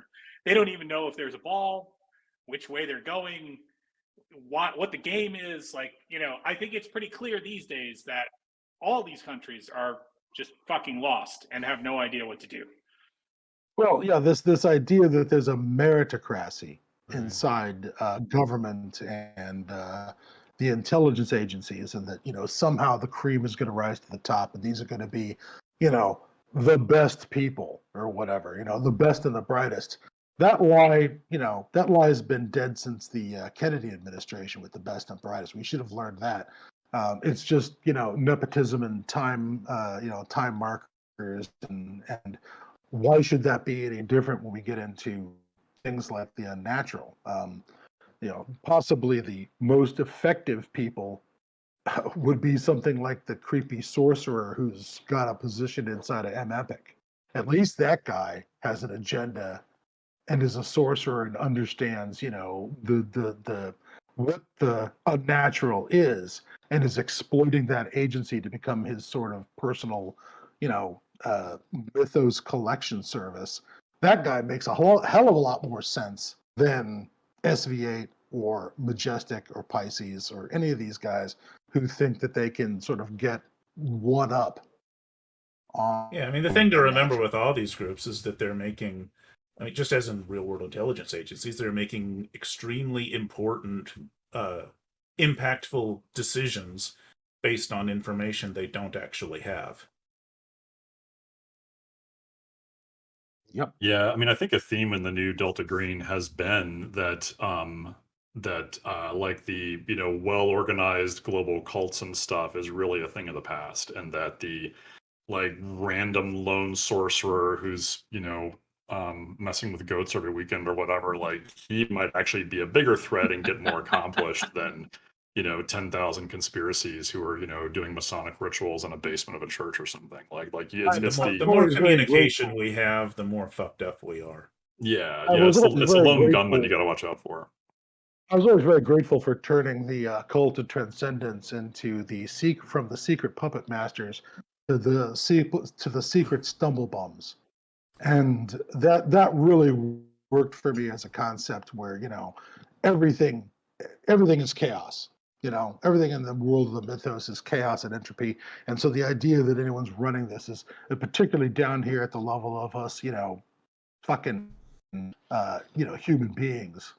Is ridiculous, Hell, yeah, maybe even the great old ones don't run anything. They're just swept along by their own, power and influence, and Yeah, I mean, this is the biggest thing. I constantly get texts or emails saying like, "What if Majestic weaponizes Cthulhu?" Or they don't even know what that is. They have no idea. They and even if they could identify it, they wouldn't fully understand what it was because we are incapable of understanding what it is. Beyond this, it's beyond human faculty. It is not possible. I love is when someone goes, "What? It's a guy under the sea and he dreams," and I'm like, "Well, you're wrong. Okay, number one, you're fucking wrong. That thing that you just said there, based on the short story, you're just fucking wrong. Okay, that's not what it is, and so you just got to throw that shit right out of your head." Right? Yeah. So taking that to the ultimate level, where the guy at the top of the SV8 is like, "I don't know what the fuck this stuff is. My daughter's going to a Swiss private school. It costs me $129,000 every 3 months. Where am I going to get that nut?" He's literally going in the black vault going, "Okay, we have this unburnable material. Can we monetize this?" That's their level of thinking. They're criminals. The Russians and the Americans, it's an inverted system. The rich people in America own the government, which gives them tax money to make weapons. Russia, the rich people own everything and send the poor people out to do just random shit to generate money. Like, let's go blow up Ukraine, which is fucking awful, and I hate them for it. But it's essentially the same system. It's just inverted, or China's the same thing. It's just a branding problem. So I think one thing we got out of the cult of transcendence was that it was a great point, was that like in any power structure, there are going to be rivals among the leadership who are going after each other because they're all after the same thing. It's all like money and power and whatever else they give a crap about. Wants to be the Fuhrer. Yeah, and so like any organization of any sufficient size, like two people are going to hate each other and they're going to be going at it all the time. And that, like, honestly, the longer when I worked at Microsoft, I was like, oh, this is like the cult of transcendence is really like just like. It's like different organizations like at each other's throats constantly. Like, if you can imagine that, but with even less sanity and humanity. That's that right. explains. That really explains Windows 11. Like, Just an IT guy wandering around cubicles in nothing but a bathrobe, feeling people's faces. Like, just that's- pooping. Just that's leaving a what trail of I hate that poop. guy. Fuck. That's what I loved about Transcendence is when they got past a certain level, they just became these blithering, crazy, fucking maniacs who didn't care about any of this shit and were just doing awful base shit. And it was like, oh, that's what worshiping the Great Old Ones is really about. That's where that's where old Castro would be. That's the dream down the line. Yeah, that's what happens when you get clear. Right. Yeah. Well, I finally transcended. I see what the universe is all about. I will now play with my own poop. That's what you got. And I'm like, that revelation for players was worth the price of admission. Really? These are the secret masters of the world. It's a bit like that bit from Preacher where you find the bloodline of Christ in Preacher, and it's the inbred, moron.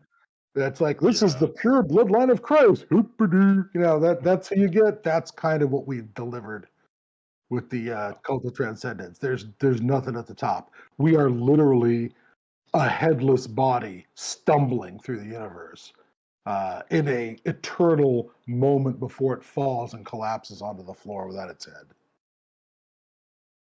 Delta Green, everybody. Thank you for coming. Let's see. We have another question by Caleb, real quick. Is this from the top down? Top is oldest, yeah. Okay. Midnight Plat asks, new to Delta Green, I like the idea of long-form campaigns like Impossible Landscapes. Does Delta Green have or ever had, quote, perishable skill sets and or aging mechanics for games that take place over a few decades? It's really not needed because the game is so humans in the face of the mythos are just so pathetic that a point in Dex isn't really going to help you very much.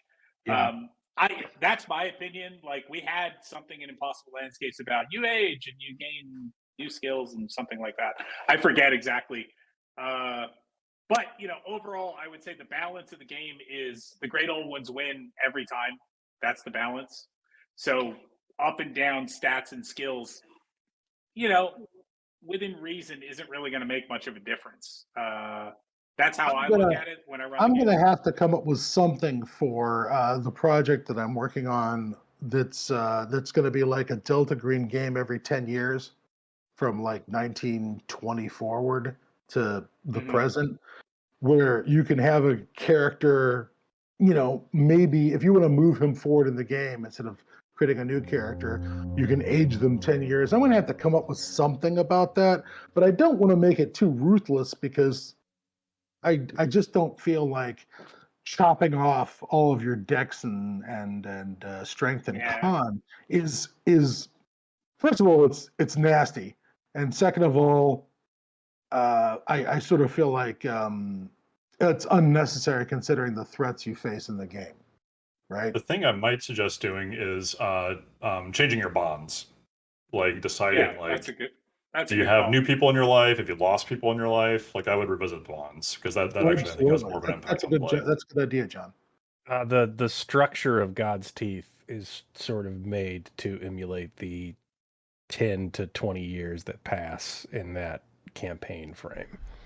So it's not really mechanical too much, except that there's additional vignettes of just awful things that happen to your characters, because you can lose sand as you get older, even by yourself. You don't have to be on a mission. Bad things can just happen to you. But in terms of numbers, I'm in way worse shape right now than I was when I was 30. Yeah. Caleb, I don't know whether or not the game we all played in together has been posted yet or not, so I don't want to give too many spoilers if it has. But has it been posted? Which one are we talking about? Insulin Impulse? Yeah, the second part of Insulin Impulse that I got. Yeah, that's been posted. Okay, so that actually touches on that, is the fact that characters started developing bonds with one another that started detracting from bonds to a certain degree that they already had before. With the fact that, oh yeah, we all suffered this horrible traumatic experience together, and now we have bonds with one another because of said experiences, while other bonds that we had started with started taking hits. So, Yeah. Mm-hmm. That would be the thing I would maybe add a mechanic to if you were trying to do the passage of years. I Yeah. wouldn't worry about giving somebody, oh, now they have an extra 7 in firearm and they're dead. It didn't matter. They're dead. Their back is broken. That was a complete waste of time. Yeah. Yeah. I'm way That's a better lot at of work. crime. Now I'm liquefied in a bucket. Yeah. Bottom line, don't spend too much time and energy on it. You know, if you want to dock somebody a point of strength, con, and dexterity because they turned 60, then go for it. Whatever, move on. Yeah. Next up from Jeghar Inplan, what is most exciting that you're working on right now? Who wants to go first? Scott? One of the main things I'm finishing up right now is the Dog Soldiers, which is an attempt to polish up Nodens and make him less boring, and also not good. The whole thing that came out of Nodens from the old Chaosium treatment of Nodens was your get out of jail free card from the Mythos, and there were a number of scenarios that sort of, pushed that idea. Even some short stories that sort of had this idea that Nodens was your get out of jail free card. And I've really enjoyed working the idea that Nodens is not your friend. He's just it is just Nyarlathotep's enemy. So if fucking up Nyarlathotep it does you a solid, that's just a side effect. The whole point is Nodens is fucking with Nyarlathotep. And it has nothing to do with protecting you. It's all about doing dirty to Nyarlathotep. So the Dog Soldiers cult I'm finishing up. And when I get done with that, the next thing that I've got to get on top of is reworking some of the material that's been given to us by some of our British contributors about Pisces. And they have come up with some really unpleasant ideas that just need to be reordered. When I read through the materials, it was like they buried the lead. They have got some brilliant ideas, but I didn't get to them till I got to the end of all the manuscripts. I was slogging through all this, and then I'm like, 80, 90,000 words in, and then I get to the gems that were down at the bottom. I'm like, okay, this is going to go to the front. Okay, this is what we're doing with Pisces today. This is great ideas. So I'm definitely working on that next. The idea of the century campaign, where it's like everything between 1920 to 1922, that's produced some charming one-shot scenarios that I've gotten to throw at people at GenCon and such, but I'm going to have to put that's on the back burner until I can get through the Pisces material and through the Dog Soldiers. But beyond that, there is still, I've got some material that I hope to get to involving Sithagwa and Greenland. Greenland is a really interesting, exciting environment for modern Call of Cthulhu, not the least of which because, holy shit, if things go sideways, there's only 50,000 people on the entire, less. It's just this incredibly small population. So when you think about things going haywire up at the top of the world in this incredibly isolated environment, it doesn't take a lot of folks to fall under the influence of the unnatural to make it a goddamn crisis. So I'm really interested in that material as well. But again, it's all going to wait until Dog Soldiers and Pisces is done. So John, you've got a pretty limited amount of stuff that you're working on because of Wizards of the Coast. But what kind of what excites you about what you're working on? Yeah. Well, what do you get excited about? Well, it's embarrassing because I both don't have a lot that I'm working on, and also it's taking me forever, which is a great combination, I can tell you. Welcome to Delta Green. This is that's the pagan publishing model since 1990. I don't have a lot of stuff. It's taking forever, but just wait till I poop this diamond out. That's It's gonna right. be a diamond. It's gonna be Clenching a so diamond. hard. Yeah. You Yes. can't have So it yet. what I'm working on, because I mean, I have a full-time job and family and so forth, and I have limited time for writing. But I'm actually working on my adventure for Delta Green from the Labyrinth Kickstarter, and it exists. I've written the entire thing. Shane has seen it, and he's my proof of life for this. He gave me some really good notes on the text about restructuring some things, make it easier for the handler. So I've been working on that. But the thing that like I've been working on this adventure for quite a while. It's gone through a few drafts and a few like changes over time. And the biggest thing that's still hanging over me is that honestly, like I was working on this adventure when Blair Reynolds passed away a while back, and it made me just stop and think like, what would Blair think about this adventure? And what I realized is like he would think this is like some bullshit. And so I just I just because what I was doing was like I was setting up really, I think, good situations for role playing, like tense like trade-offs and hard choices and stuff. But I wasn't really delivering on the horror nearly as much as I think I should have. And so that really like I now have this like homunculus Blair Reynolds that's like whispering in my ear. That's like, yeah, make it more fucked up. Yeah, that's good. So that's probably like once I get through this current phase where I'm restructuring some stuff for the handler, I'm going to do another round of just like really cranking up the trigger warnings on this Wow. scenario. Just all And make it, praises to the father of knives, John. All praise to yeah, the father of knives to have yeah, shoulder telling you, the thing you said you wouldn't do, the thing that you don't want your daughter to see, you should do yeah, that. yeah, that's correct. Yeah, so I mean, I'm really happy with the scenario in general. But I really just need to like go back in and like put in more and more like messed up stuff. And it all can be there, but I need to actually realize it. So that's what I'm working on. I'm excited about that. It's set in suburban Atlanta, in a neighborhood that actually exists and inexplicably is called Druid Hills. And why suburban Atlanta needed a place called Druid Hills, I do not understand, but they do have one, and it's a really messed up place. So I'm going to be Yeah, having a good time with that. that's their fault. That's not you, Yeah, John. That yeah, they brought that on yeah, themselves. yeah. I think so. I did make one major change in the neighborhood, which is to replace the golf course and country club with a cemetery and funeral home. Far Super better use fun. of land. Yeah, Caleb, it what is. are you excited about? I am pretty excited to get to. I'm working on the last scene of God's Breath, and I just really like the imagery of it. It takes place in a weed dispensary gone narcotic cult. They are they've seen how Yerba Loca iterates, because if you really want to do the legal market, you can't clone plants. You need that seed production to increase your base. And it turns out iteration 2 is a little different than iteration 1. And oh man, wait till you see iteration 3.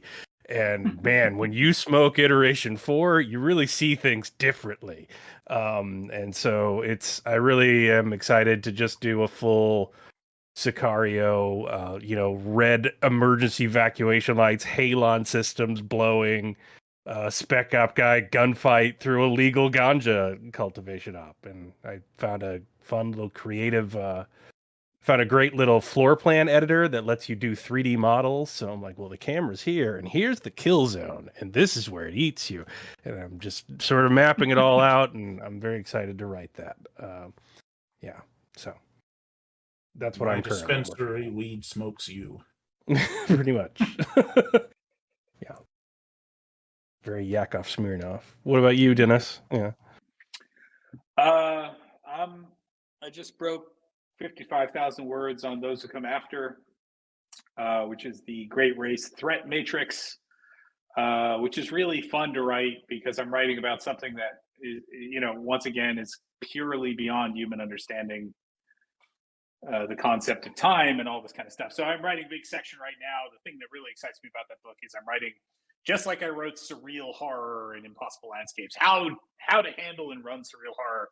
I'm writing how to handle and run great race time travel within your scenarios. So you kill the great race agent, and an identical person who looks just like him steps out from behind a counter to speak to you, a tenth of a second later. He was there the whole time waiting. Well, he's the younger. because this is the most efficient curve through time that they can take. They've tried all these other ways. So the 10 men who show up after you freak out and kill 8 of them are there to inform you of what you have to do next. And that's just the ball rolling down the hill to the great race. That's boring. But I'm writing that. I'm writing the scenario, which has a fun. It's basically the Max Headroom transmission, if you remember that. The guy who kidnapped television, and it's that. Except the guy does that. He does that twice in time, from one transmission point in 1985. The transmission appears in 2015 as well, in 1985 at the same time. And he announces all these things that haven't happened yet, including the New Jersey State Lottery numbers for the week after the 2015 announcement. So Delta Green is set in. The agents discover they have the lottery numbers to the New Jersey Lottery, which is $200 million or something at the time. And it becomes, every time I've run it, it's become kill all witnesses, win the lottery, and get away. Wow, just like Murder of Crows with that fucking load of Confederate gold, where the players just abandon the investigation, and all they want is the gold.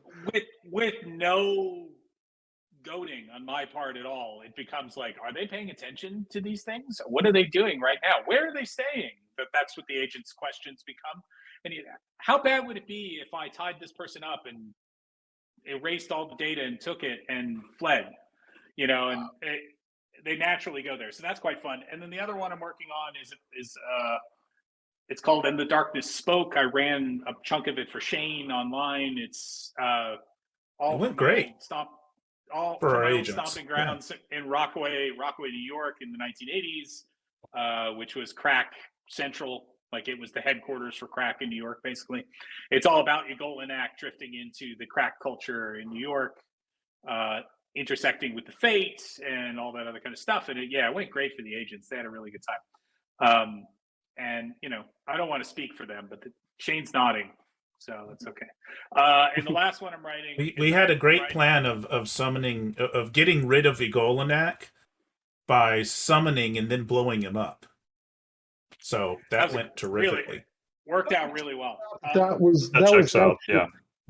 Wasn't that the plan behind Operation Obsidian back in Cambodia? Was all we have to do is summon Nyarlathotep in an avatar, and then we'll just hit him with an arc light. And if you'll note, nobody told our agents that would be a bad idea. Nobody who might have been in Delta Green and could have said. Yeah. And the last one I'm working on is a strange scenario where you play humans in the last city, Zuldasir, in the midst of an endless desert, and you keep dreaming about a strange building with grass surrounding it. And it's Dreamlands for Delta Green. Someone's gotten their hands on a chemical formula that can send you over, and the agents are lost in Zuldasir and don't remember their lives in this facility where March Technologies is testing this stuff. So it's all about kind of regaining who you were and escaping the facility where you're being aimlessly drugged, which is quite fun. That one's midway. I started running it last weekend, and it went weird immediately, which was quite good. One of the NPCs was like, "Do you know a song named Hey Jude?" That's all he kept asking. Wandering in sandals with a loincloth in an endless stone city of basalt in the middle of a desert. That was quite fun. Anyway, and I'm painting everything. I pretty much have finished God's Teeth, except for the expansions. So that the art for the core is ready to go. I'm waiting for the new manuscript. That'll go real quick. We'll have more arts for you to do for that one pretty soon. Yeah, no, that's good. And I'm painting the next book in the conspiracy. I finished Convergence, the paintings for Convergence, which were fun, and I'm on to the next book. And yeah, lots of work, but fun. That's awesome. Yeah. Guys, I've got a heart out. I need to run. But thank you all for doing this, and I had a great time. And please continue saying horrible things to people. It's great. All right, you leaving is going to adjust the camera layout. So All right. Of course, yes. Excellent. So you all change names. That'll be good. I will fix this as we can. Caleb, do you think you can pop back up on camera? There he is. I'll try. All right, we're gonna do a quick intermission so I can get this all situated real fast. Everyone, please bear with us. We are now in intermission. Is Caleb the new John? We are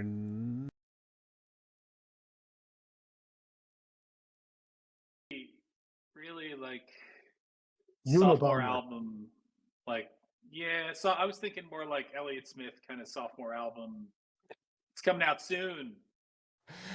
You know, and he would appear on TV every once in a while going like, "Fuck you, I'll kill you," and they drag him off saying, "We have his new single. Go ahead, play it." You know. So, are you doing okay? You look like you've been in the wild too long. Can we bring you in? Can we? I'd like my internet to work. And you guys have all my singles. You got all of them. You've got. And here's the new single. You got 500,000 words of I feel singles like- just rotating through a file cabinet. Yeah, I feel like poor Caleb.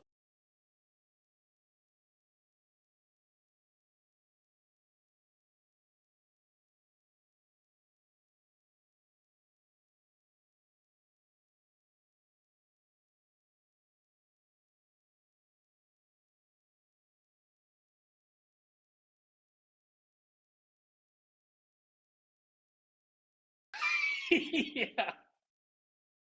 already on. Let's do this. Back to the stream. Hey everyone, we're back. You have questions? Hi. yes. Go. They did. Goddess Yeah. 80. Goddess 80 asks, "Do you all listen to content creators that play your work?" I do. I listen to. I find the Yeah. playtesting useful.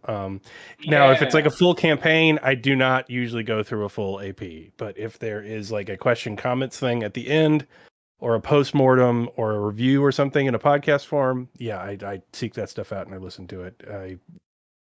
Absolutely. I love pain, Absolutely. and so the criticism is better. Yeah, and I've just Yeah. gone away. You're I- still I here, but your agree. camera crashed. Yeah. Oh, cool, awesome. Things continue to go great. I've listened to I don't know 4 Baswell Landscapes APs, and it's awesome. Like seeing that stuff out there. There's like I have a list, and it just goes on and on of people playing Baswell Landscapes, and that's amazing and satisfying and makes me very happy. And they've been great. So Yeah, Yeah. it's handy to listen to the stuff where, you know, I was always amused by the guys over at again, you know, Green scenario where you just roll farms and goes away, and I'm like, oh geez, do we really do that? Did we just create a scenario where you just roll firearms into damn, that ain't the way to do Delta Green. We should fix that. If we don't get the kind of feed, we're just gonna get stuck in ruts. you're really breaking up on Yeah. my end, Scott. I don't know if anybody else is hearing that. I'm gonna say like, it comes and goes. yeah, we'll say that. I think what he said was, if we don't get that kind of feedback, you fall into ruts with your. That was my intention. Okay, sorry, we're losing Glancy. You're a little bit robot-y right now. The internet hates us. It really does. It's not your fault. It's the internet's fault. Blame Al Gore. All right, Shane, what about you? Do you listen to a lot of content creators? Not a lot. No, very very rarely. I mean, when I'm working, I tend to work a lot better in complete silence than if I've got distractions. So I don't really listen to stuff very often. I do occasionally though. You know, like when RPPR does new Delta Green or other stuff that sounds interesting that I haven't heard before, I'll sometimes listen to those like on an exercise bike. And the Glass Cannon podcast, I really enjoy watching or listening to their things. They're a lot of fun. They're doing Impossible Landscapes now, like the whole full campaign, which is a heavy commitment. So I admire Yeah, that. it's awesome. Yeah. Just 1 second. Let's go back because I want the viewers to hear everyone's reaction to this, but about how Caleb kind of looks like how I pictured Fairfield before he got smoked by NRO Delta. So, just so you guys, we already talked about this, but it was funny, so I kind of want to revisit it real fast before we go into the next legitimate question. I like to believe he did his hair too. I like he put some product on. He wanted to look good for the boys before they came in. Yeah. Plastic frame glasses. Like you should have one of those things that hooks around the back. You know. Yeah, I got the old guy like little bungees, like so they can hang down. All right. Lepus Jr. asked, "What is the Delta Green Brain Trust currently reading? Your recommendations in past have always been amazeballs." I just started Stephen King's Revival. That's awesome. I love that book. Yeah. It seems like it's going to be pretty good so far. I'm only, I don't know, maybe a 10th into it, so it's kind of getting going. That's King full Lovecraft, like full Lovecraft. Like it is only a Lovecraft tale, and it is awesome. Yeah. I recently read the Third Body Problem trilogy, which was amazing and fantastic, and then outside of that, I don't know. I mean, I just recently read Walter John Williams 40 years ago did a trilogy of privateering, Yankee privateers paperbacks that have just come back into print in ebook. So I started reading those. They're pretty fun. The thing I'm finishing up right now is Supernatural War, which is a history of World War I from the point of view of superstition, prophecy, religious mania, fortune telling, the use of good luck totems, and things like that. And it has actually delivered me another scenario, another World War I scenario out of it. But, the stuff that has been most influential for Delta Green is I've been reading things like I read Catherine Merridale's Ivan's War, which was a history of World War II from a grunt's eye perspective by the average Soviet soldier. There's a book called Embracing Defeat, which is about the history of Japan between 1945 and basically 1950. What do you do when the Americans drop an atomic bomb on you and sort of, hunt the cult of the emperor, out of the 20th century? That's sort of fascinating. I've been reading some Dennis Wheatley, the guy who wrote The Devil Rides Out. He also wrote some supernatural espionage stuff, like Strange Conflict, which is pretty good. And Bringing the War Home, which is a book I recommend for everybody who wants to be angry about it.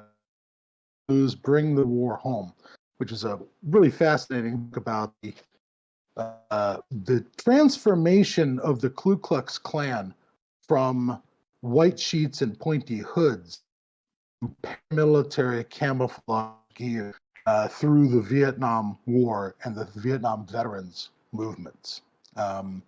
It really is an amazing history up through about the bombing in Oklahoma City. It's about as far as it gets. The transformation of the white power movement in America, the sort of ragged refuse of the post-civil rights movement into the militia movement. And there's a lot of material in there that just really speaks to how cults operate and how cults should be organized in a Delta Green game, and how if you're going to build secret societies and secret groups and how they're going to organize the internet through, leaderless resistance and things like that. There's a lot of, and hopefully I'll be able to integrate all of this. I'm hoping to integrate into various Delta Green stuff. Embracing Defeat is part of the campaign because I'm hoping to set game in Japan. You're breaking up a lot, Scott. The internet hates us right now. Sorry, Glenn. Yeah, sorry, man. But yeah. I was. Can you still hear me at all? A little, Anything? yeah, we can hear Yes, you. We can yeah. hear you. Just It's just we're getting like every other word now. All of a sudden, yeah. Okay. yeah, Sorry about that. it's all good. No problem. It's Then I'll stop. we're doing it live. I can't read, so I'm just imitating a person who can. So yeah, it's fine. Don't worry. We'll who has Dennis? Who all's gone? Has Dennis gave us a book? I haven't gone. I'm reading a horror book right now called The Only Good Indians, and it's quite good. That's good. Yeah, yeah. And I'm enjoying it quite a bit. I'm on volume 3 of The Rise and Fall of the Third Reich, reading about the horrific Nazis and how to properly destroy them before they happen. And the last I'm reading, I picked up The Making of the Atomic Bomb by Richard Rhodes again, and I'm in the middle of that again. And that book always gets me. Every time I pick that book up, feels like I'm picking it up for the first time. And I just got Stephen King's new book, Fairy Tale, which I haven't opened, but that'll be next. All right. Sierra Mike 091 asks, working with a team who ended up being designed as a DG cleanup hard contact team, everyone for some reason chose to be a combat focused character. Yeah. Who specialized in cleaning up botched operations, lost contacts with cells, investigating report by DG, friendly. Any scenarios to recommend? Fighting things that laugh at bullets in C4 is perfectly fine. Yeah, I don't know. What scenarios lend themselves to shooters and making them regret their life choices? I think any number of shotgun scenarios could do that, because there are a number of those that go wrong and pear-shaped almost immediately, which seems to be what your players are shooting for, quite literally. Yeah. Hey, Glancy, You're gonna shoot your way out of the last equation. right? Oh yeah, exactly. They don't have any advanced math, so like they're fine. Like they can't. I can't make heads or tails of this shit. And they set on fire. Like, yeah. Those really are the best scenarios, though. Are the ones that you don't give them anything to shoot at. You know. Mm-hmm. Oh, Jack Frost. Yeah, Jack Frost is very good. Owl's Head Mountain would be a shit show. You're talking about a team that goes in to take something big out. Mm-hmm. That is basically the entire mandate of that scenario is, oh, by the way, there's something on the mountain, you gotta go shoot it. And it sucks. You could definitely rewrite that. You could rewrite Owl's Head Mountain where you're the team that comes in. Yeah. Okay, we knocked over the rock and this big thing came out. It's completely beyond our ability to stop. Like, well, we'll take care of it. If it bleeds, it can die. Blah blah blah. Predator. And then they get their asses stomped by. Yeah. I mean, when you run pretty much any mechanical, unnatural entity, most of them fare very well against guns. Common Otaku said Artifact Zero is really good for things that you can't shoot at to beat. Yeah. How could you forget? I doubt Artifact Zero because it's so horrible. It is brutal. It's a pretty big fuck you. Followed by a try shooting your way out of the Pleistocene era, assholes. Intrepid Peach asks, what area of the mythos do you believe has been underutilized? If I had to answer, I'd say all of it. Because every time I see it, barring a few outliers, it's always the same thing. It's always, it's a big green squid guy who does this. I always want to look at it like, when I write a DG scenario, I literally wrote a DG scenario going, what if one guy had one spell that could only change what you see? How bad could that be? That was my goal. Like, how fucked up could the outcome be? And it got pretty fucked up. So ghouls, when I do ghouls, I'm always thinking, like, how do I make this unique? How do I make this cool and weird without explaining it away? Deep One, same thing. You never want to just hit the same notes. You don't want the players to ever go, oh, it's a Deep One. And that's really hard. That takes a lot of weird mental gymnastics. I don't know about you guys, but that's how I feel. Yeah, I mean, find, if you take anything from the Cthulhu mythos and look for some little slice of it, some corner of it that hasn't been exploited. And that's usually not too hard because, like Dennis said, people tend to exploit the same things over and over again. So, I mean, if you look at the Call of Cthulhu proper, right? I mean, there's all kinds of elements there that if you just take one little bitty piece of the weird shit that the author came up with in that, you can spin that off into its own whole cluster of horrors, Certainly, the next three things I'm working on, Nodens, with dog soldiers. The Century campaign is all built around Katana Toa, and finally, the Greenland that I'm working on is all built around Tsathoggua. To me, these are underused critters. Yeah, reading Scott's rereading Scott's early treatment of dog soldiers inspired me to go in and start looking again at the Dreamlands, and Dennis is working on some material to deal with what the Dreamlands might look like these days, but just digging into sort of the way that the Dreamlands took shape as mythology and what its internal mythology how its internal mythology might have developed was just fascinating. So I don't know how far I'll go with that. But making, it's like it shouldn't the cutesy stuff that Lovecraft talked about with Randolph Carter, is only one little piece or one shard of glass you can look at for a reflection. Yeah, that's your Jungian unconscious in 1920. We can fix that. Right. Yeah. Oh, yeah. Yeah. Yeah. So I think the goal here is nothing has been tread upon lastingly, because we can't really understand the whole idea behind it. Is it's not comprehensible. When it's done right, you just get a horrible feeling. You'll never find understand something find something that you think is kind of cool and creepy, and then make it lean into it to make it way more personal, and then make it way more personal for the agents. Yeah. Bill, what about you? You haven't spoken up. Oh, well, I mean, I've got a thing about Bast, so you want to talk about underutilized, more like mocked openly. Kitty head god.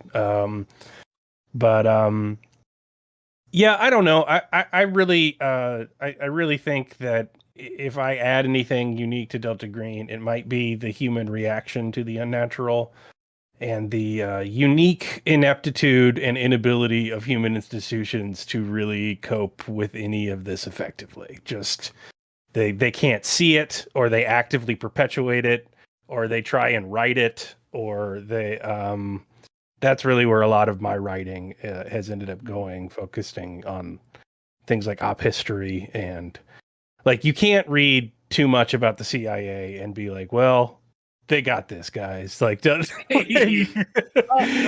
they handled everything else so well. They'll definitely take care of the deep ones. Like, I think that's really like, I mean, the CIA's greatest achievements over time have been buying good press for themselves. Yeah. That part of what they do has worked pretty well.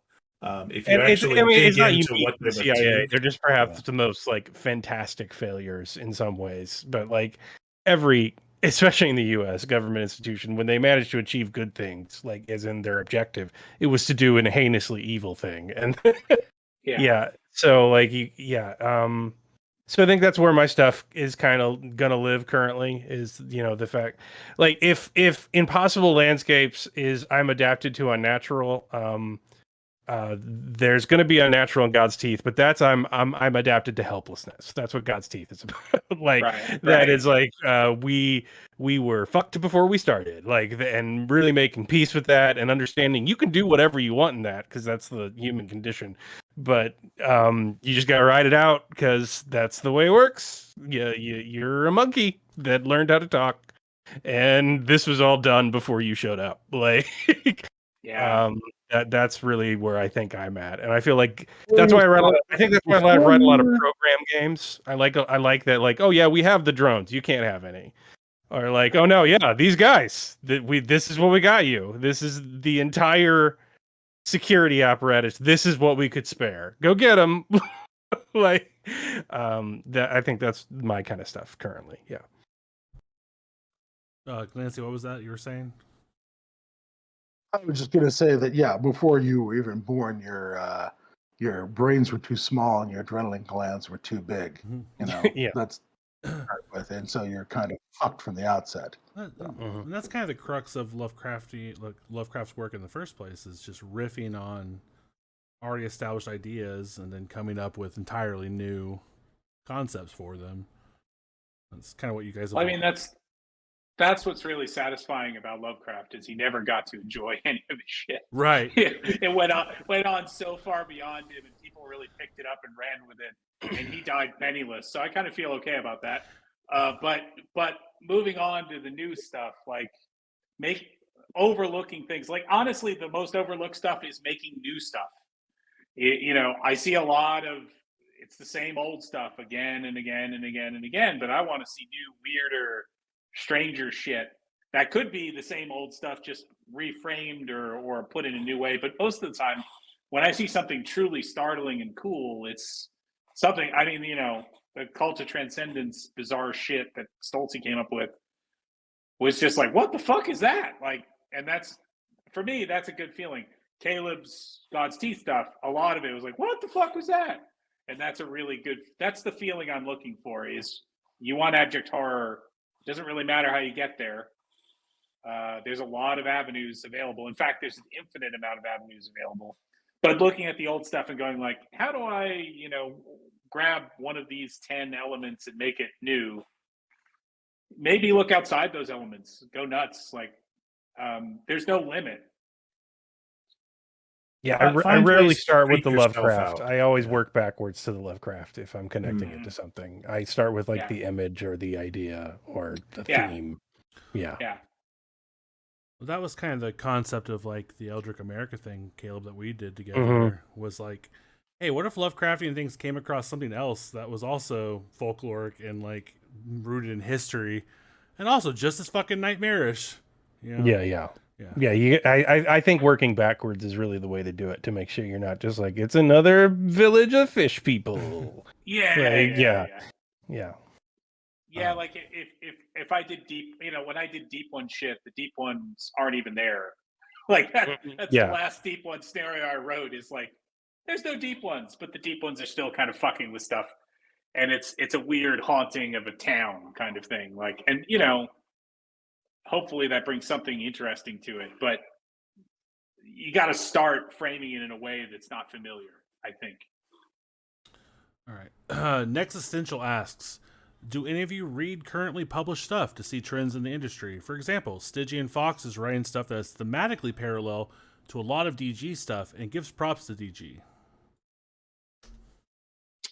I don't.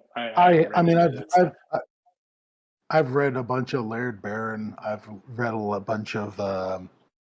You mean fiction? Yeah, I love Laird Barron's fiction, but I haven't read any. It sounds like they're asking about other like other gaming Cthulhu and gaming publishing in the gaming publishing sphere. For me, not often. I don't. I mean, my problem is I tend to be so kind of head down in work that I don't have a great deal of time that I devote to reading amazing things that other people are making. When I read when I read anything in gaming, it's generally fantasy or science fiction gaming. So like the One Ring is what we're playing now, and then I love the Ironsworn what is it, Starforge, whatever the sci-fi Ironsworn is. I've been messing with that.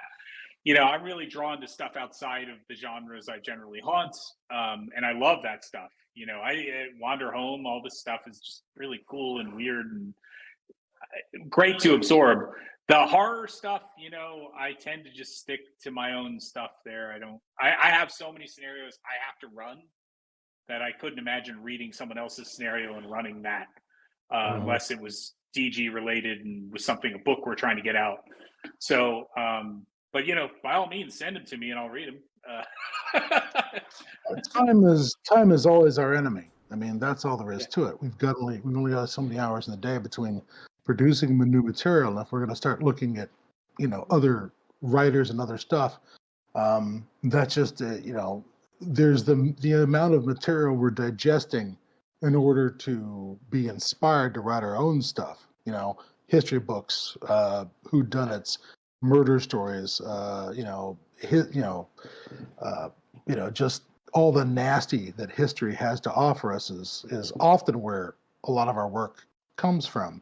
That is difficult enough to bring in and digest.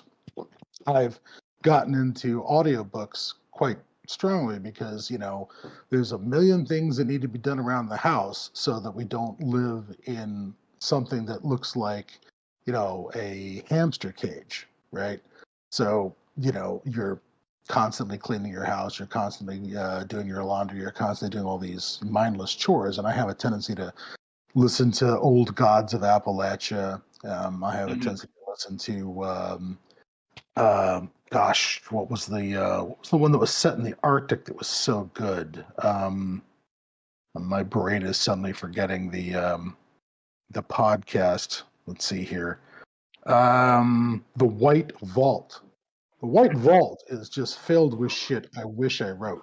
Okay, that's all there is to it, and I'm certainly gonna extract some of the elements of the wasteland that is the far north of the Arctic Circle kind of environment. Certainly going to extract some of that for the Greenland material, but maybe those are things like that I'll take in, because I want to find the next terrible thing I'm going to write about. God knows Robert Evans, Behind the Bastards, is his podcast Behind the Bastards is a delightful place to go find terrible things that you can riff on for the next Delta Green game. It's quite lovely in that department, especially when he gets into things like quack medicine and quack medicine cults that exist. There's a Delta Green scenario out there somewhere that's all about injecting bleach into your kids to cure autism. You know what I mean? There's something just out there waiting to be done, and I just haven't gotten to it yet. But yeah, I'll certainly. I tend to dip into that kind of stuff more than I do other people's the scenarios that they write. I mean, Stygian Fox does fine work from what little of it I've read, and certainly I've seen some really good stuff out of Chaosium in recent years. But it's a question of time, and I'm usually absorbing nonfiction in an attempt to find out the next horrible piece of fiction that I'm going to inflict on my players. Yeah. Next question from Food Dinner. Sorry, I'm back. How do you... Oh, that's fine. I had to step away for a second. How do you square a 90-10 split of bad-good product when you have a deadline? That was something from the previous conversation about. We don't release it if it's bad. Yep. Okay. So the classic pie chart thing or Venn of whatever of you can have it be good or cheap or quick. Fast. Choose two, right? We long ago shaved off quick. Fast. That's it's gone. So that's I mean I had somebody's like when I occasionally put projected projected delivery dates on products that we're working on, and I always try to preface that with, just kidding. Don't take this too seriously, because if I say something might come out in 2022, maybe 2023, then sometimes that happens, and sometimes it'll come out in 2026. Well, I think Sorry. this is a really important point. Impossible Landscapes, the Delta Green box set, Iconoclasts. These things wouldn't exist without the time needed to make them as they needed to be. Mhm. I've been involved with a lot of projects where it's a rush towards some arbitrary date, and the project goes from art to something else. Almost an expedited ski run. If we had published Iconoclasts before playtesting, it would be bullshit. It would be absolute bullshit. Well, I mean, Impossible Landscapes was projected to be 128 pages. It was, it's not 128 pages. It's like 3 times that size, something like that. If the question was like, if you get how do you get a 90-10 quality split? That's how we do it. The 10, if 10% of what we publish is not up to par, then that's because we fucked up somewhere, taking way too long to do it, and still didn't get it right. Yep. And I'm not joking when I say we've had situations where we go, is this good enough to release? Do we want to just not release this? That has happened. And the finger over the big red do not release button is a very real finger. It's not some floaty concept. If it doesn't live up to our expectations and we all look at it and go, it's not going anywhere. Yeah. We've got that stuff out, on our hard drives, here and there, where sometimes we can sort of tell there's genius here. We just have to keep hammering at it until we hate each other. And then we get genius. Sometimes we can kind of tell, But I have to say that is completely normal in this process. That is, like, Impossible Landscapes was nothing but that for 3 years. It was, here's 60,000 words. Well, this kind of sucks ass. And the handler's guide before it. Yeah, but that's the process. God's Teeth's in it right now. Now, what I can say for God's Teeth is every time I see it, it's better, and that is a rare and wondrous thing. As long as you're chasing the tail of that dragon, where it's getting better and better and better, that's the goal. It's like if you can see the diamond in there, then it's just a matter of hammering at it until that's what you have. And it sucks to be the guy writing the diamond. As the impossible, because you have all of us assholes saying it's not good enough yet.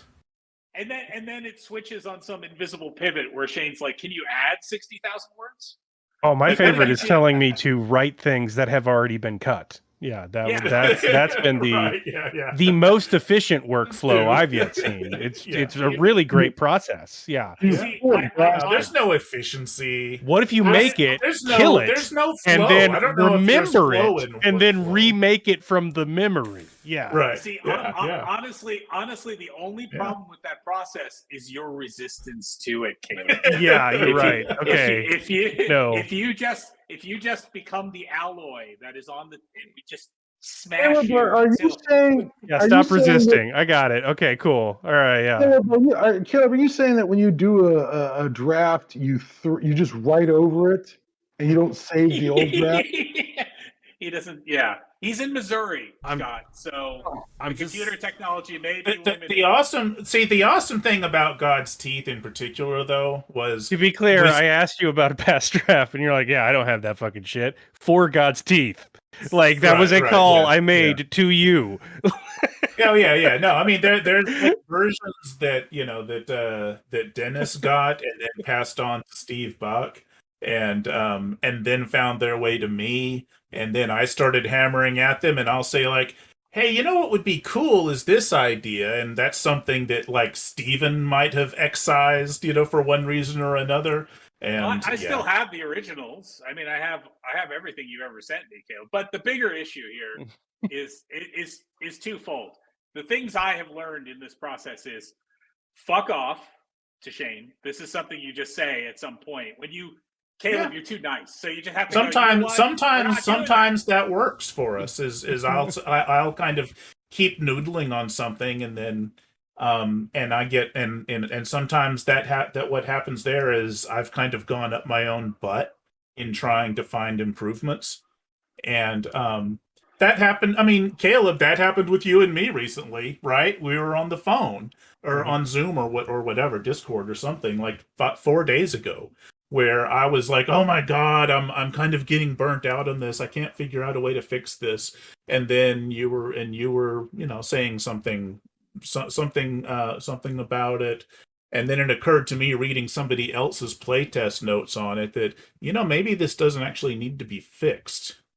So don't hesitate to tell me I'm up my own butt, because sometimes I am. So there's that, and then there's the this is the immovable object writing task. Like I think Impossible Landscapes hit a point where I was like, I can no longer process this as words.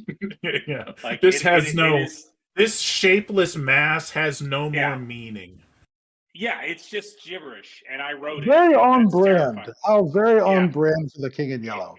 It really is. So you're between those 2 points, and you have to kind of find your comfortable point of jumping off where you go, you know what? It's done. It's done. We're going. And we'll all read it. But high level, back to the question. The answer is Shane's right. We gave up on fast completely. We threw that out as an option, and in exchange, that went away before the first Delta Green was ever published. Right. But the bigger things is what that gets you. What that gets you when people go, "Oh my God, Delta Green's so well written. We love the original book. How did you do that?" We go, "It took fucking years, and we died over it 1,000,000 times, and we starved to death." That's the truth. That's what got us there. And we're trying to do that again here for every book we do, because we want to keep the quality up. Regular less starving. Yeah, we're doing okay. Preferably starving. But I think the other thing is, I will say there was a certain. Sorry, go ahead. I didn't mean to interrupt you. I was going to say Shane and Caleb are very much alike, and I can see that becoming a. You ever get those two AIs to talk to each other, and they're like, "How are you? I'm fine. How are you doing? I'm good." It just goes on and on and on forever. You need an asshole in that mix, so call me, and I'll be there, and I'll go, "You know what?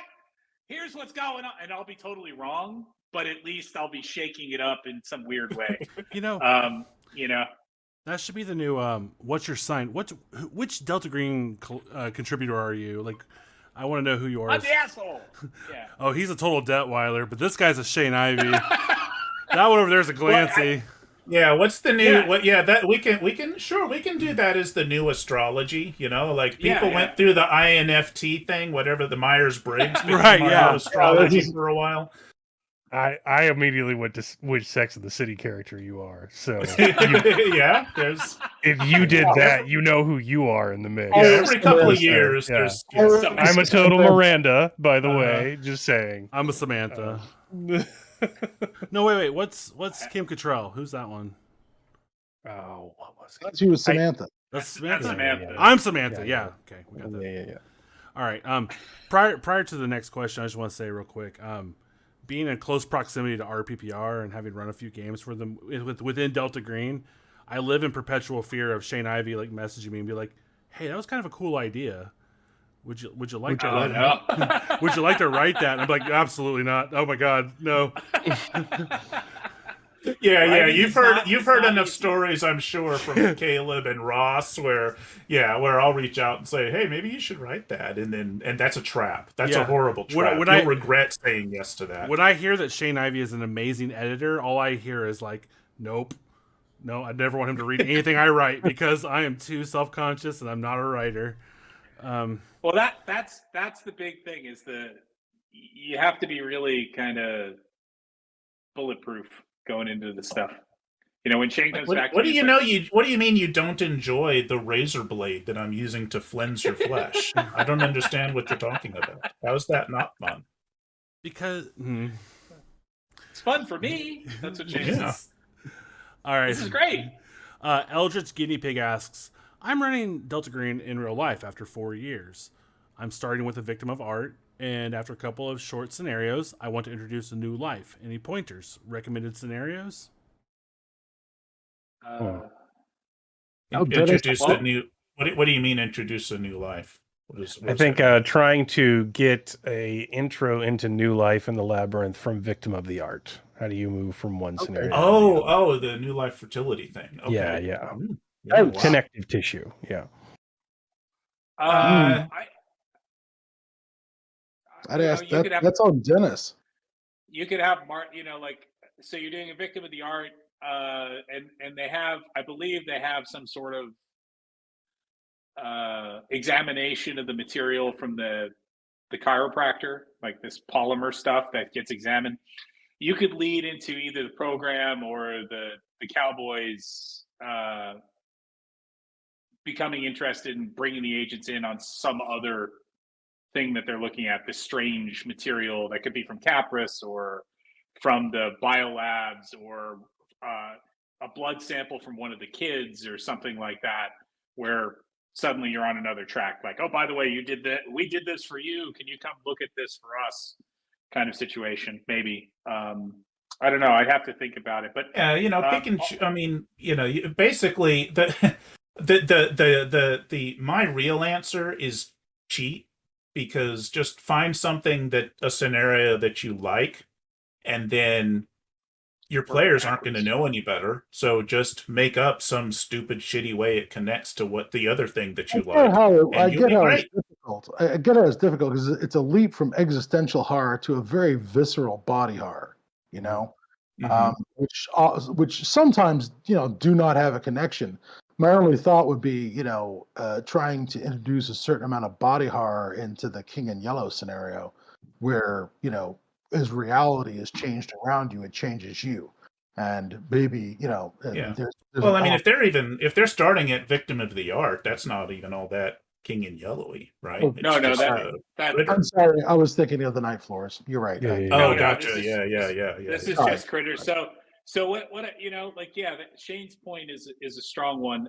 The other thing I'll point at is Forrest James has the director has a kind of a hard-on for tracking genetic aspects of newborns, looking for deep ones, and this whole other wave of strange genetics could be found and become kind of a midfield cuckoos type situation, where he's like, midwitch cuckoos, where you send the agents out to investigate what the hell are these things, like, are they deep ones, are they ghouls, are they related, and that leads into, you find out it's all one single fertility place that's making them, and that could be pretty easy. It's way nastier grosser than all of the above. Yeah. But I think the big thing is, like, the unnatural doesn't have to connect mission to mission, would be my statement. You get something else, and it doesn't have to lead. One doesn't have to lead into the other. That's what DG is there for. All right. All right, we're on to our next one. Tristan732 Narbro says, do you have any tips? Hi, Tristan. Do you have any tips for maintaining verisimilitude or tone in the additional locations used for scenarios? Additional locations? I don't understand that one. For maintaining, I feel like maybe the feel of where a scenario may start, carrying that same feeling over to the next locations it may go on as you play through. Yeah, I mean, I guess if we want to just say generally tips for verisimilitude, that's enough of a deep hole. There's a lot of light connections. I mean, there's a lot of connections in Iconoclast, where you end up in Athens, you end up in London, but those aren't the same as Mosul. I mean, in the scenario really concentrates on how fucked up is Mosul, and Athens and London are treated like, well, that's just Yeah, that's the real world. You should be, we kind of don't really provide a lot of information on what it's like to be operating in 2016 Athens and London because we sort of have these perceptions. That side quest would have gone from 10 pages to 100 more. So Exactly. yeah. So- I gotta stop wrote somewhere. I wrote a big article on this on my Patreon. I think it's actually called Verisimilitude in Delta Green. I'm not sure. If you look through the PDFs there, pay $1, you can get in and get everything. But basically, the gist of it is the high level is focus on the mundane so that when the unnatural happens, it's startling and cool. Limit the amount of the unnatural you see. Really hit that note a lot before you hit the final note and you see the real thing. Lead up to it. Don't just dump it. Third, verisimilitude is interesting, but it should not be the focus of the game. I don't care if you have a Sig Sauer, blah, blah, blah. If you find the players getting into arguments about who would carry something like that, or that's not the kind of game you should be running. This should be about psychological horror. Gloss over whatever. It's a tool. It's a tool. I mean, I love the research that goes into the nitty gritty. The verisimilitude. That's my bread and butter.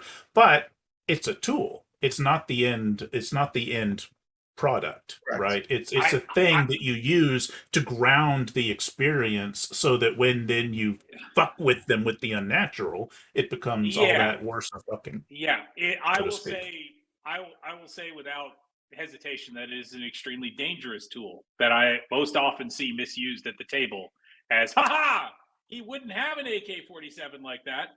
He's not from Central Asia. And that's so avoid that at all costs. Yes. It should be, the focus should be about psychological horror. And then the last thing I'll say is, and this handlers, I hear this over and over and over again. They go, in my scenario, the ghouls are going to team up with the deep ones and start a little league game that's going to confuse Cthulhu, and then start with one small thing in the unnatural, and that's enough to fuck up the whole world. I guarantee it. You're just not thinking about it right yet. It doesn't need to be the Mythos hoedown that we were faced with in the 1980s in old Call of Cthulhu. I mean, so you know what? I just mentioned that I just started a new Stephen King book that I hadn't read before. The thing that Stephen King is really good at is grounding his stories in personal experiences, so that when he then decides to introduce the horribleness, it horrible. Feels a lot worse because you like that character that's getting horrible shit done to her. He also does mundane. He does mundane world stuff very, very well. Right. He knows when to sort of take his time and just sort of dig around in the real worldish sort of stuff, but he also knows when to tip that into something else. So the details is where verisimilitude lives, but also knowing when to stop with the details and when to stick your fist in. All right. Whoa. Weird. Yikes. That's against Twitch TOS. You can't say that. You don't want to. No fist. Queen's Court Games. You took your guns away to be nice to everybody, and now we're still. I didn't tell him to do that. I would have loved to see them again. I thought that was amazing.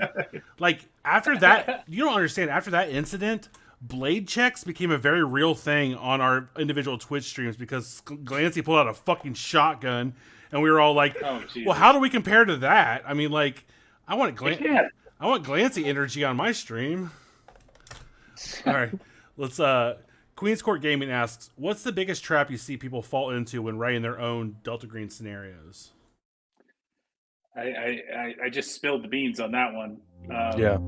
Scott, what do you think? It's like, I would say that the biggest trap is, of course, the pulp trap. Delta Green is not meant to be pulp. It's not meant to be the laundry. It's not meant to be, Agents of S.H.I.E.L.D. it's we always used to make the joke when we were passing it around at video game companies a while back. It was like John would go in and say, well, it's like Lovecraft meets John Le Carre, and everyone would just look at him with these dead eyes like they didn't understand. And finally he realized it's Stephen King meets Tom Clancy. And they go, oh, and they'd write down, that's a Right. money. That's a money with another money. Yeah. Was. And I guess the thing that, if I think there's any kind of trap, it's that you can,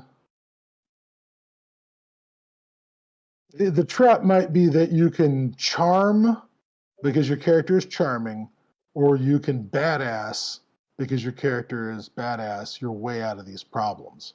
One of the things I've always enjoyed about Laird Barron's work is that he presents these very Robert E. Howard characters in his stories. He presents real fucking scary badasses, and they show up against the unnatural in his stories, and they get stepped on like bugs over and over again. They're not the fainting, I'm the fainting dilettante in a Lovecraft story. No, there's no girly men here. We've sent Conan into the problem. And Conan gets crushed just like the fucking dilettante does, Right. I really, sort of admire that approach. He makes these very tough guy, sort of pulpy, hard-boiled characters. They don't stand up to the supernatural. They're pulled apart like so much wet toilet paper. And so I guess the main thing is if there's any kind of traps, it's the idea that you're gonna is to go too pulp. I mean, if there's a thing that I think you should avoid is going too pulp, punching Cthulhu in the nards, and saving the day is not how this shit works. That would be it. You can't firepower your way out of the problem. What do you think, Caleb? I guess for me, and more my coming to the gamer late and from where I am in culture, like, yeah, there's a Delta Green cinematic universe. Nobody in it knows it. Like, nobody knows it. You are the protagonist every time you play Delta Green. This is the worst thing that humanity has ever faced. Holy shit, no one's ever had it as bad as you, and you have no idea what anybody else is doing. And like, as a handler, I like to leave like Easter eggs to other things I've done in games that I play, and like recur characters across missions, like if you do program stuff. But like, they don't explain where they were at this. Like, I just describe them the same way and use the same way, and then like they're like, all right, we're gonna catch some sleep, we're gonna catch some Z's before we go to this mission. So they're like, no, don't sleep. We don't sleep around here. And like, why she said that, because you played in that game as a dead person now, but like, then she's just like screaming at you and dragged out of the room, and that was your boss. Like, and then you never see her again. Like, that's if you want to do that, that's fine. But like, you can't be like, well, we looked at the files from this and we correlated with that and this file, and because we have all the secret documents, and then we figured out that that gets too convoluted. You can't invite new people into the horror, and you get too distanced from the horror because it's visceral. Like, you're an animal. You're scared of very normal animal things, and when those things stop being there. So it's either that or the other. Like, it's either, oh God, that's going to kill me, or worse, or what the fuck is that? And like, that's what you got to focus on. Anything that gets you away from that is going to put your players farther away, I guess. So yeah, keep it in the moment of the scenario, I would say. Before I turn to Dennis and let him answer, the trap that I personally tend to fall into is either I'm friends with my players, and so I tend to pull punches on their characters, or I like the characters that they've created, and so I tend to pull punches on their characters. Either way, I wind up pulling punches, and that's not good for the game, because this is not a game about punches that are pulled. It's a game about punches that go through your face. If you can't take the punches, it don't mean a thing. Yeah. That's my trap. The trap I see, besides the one I mentioned earlier about like the everyone and their great old ones showing up at the same time, is useless information land. I'm writing a scenario, and 90% of it is shit the player's never going to see or understand under any circumstance. Why is it here? Oh, to explain to the handler what's actually going on. When the entire premise of the game is you can never understand what's going on. It's okay to tell the handler, you have no idea why this is happening. Why does this blue light appear on this field once every 200 years and eat people up? I don't know. It's cool to have a lot of things leading into it. It's cool to have a lot of theories that the players can learn. But explaining that, like, in the 15th dimensional space, the mind of this creature exists. You don't have to do that. Like, and I read a lot of proposals and kind of like, here's my scenario idea. And it's like a very convoluted explanation to say, bug monster eats people. And we're okay with just jumping to the bug monster eats people and focusing on the cool aspects around that. You don't need to explain it. So, did you guys ever see the Masters of Horror episode Dear Woman? Yeah, Yeah, that's a great one. Where they ask the question of the guy who knows about the legend. Well, what's her motive? Why does she lure warriors into the woods and kill them? And he's like, motive? Yeah, like, she's a monster who lures people into the woods and kills what them. else do you need? Yeah, that's it. That's all she's got. That's what she does. Yeah, and I think that's very worthwhile considering. And Delta Green is like, well, that's what they do. Yeah. All right. Slime Basher asks, what's your advice for people wanting to write in the RPG field? Oh God. Who wants to go first? Lucky. I mean, your moderator will just tell you, write. Like, you need to fucking write. Yeah. Go ahead, Scott. Just finish the scenario. Just finish it. Just write it down and finish it, and then send it to send it to somebody else to play test. So yeah, I've been saying this for a couple of years. It's write it, release it for free, listen to feedback, try and garner a group together around a single idea or multiple ideas. Get a group together of people you respect to create with, but a small group. And then at some point in the future, once you have a couple successes, try and launch a Kickstarter or a Patreon, but expect to have to retool. I write something and it doesn't garner a response. I write something and people don't like it, because that's the truth. We did that too, many times.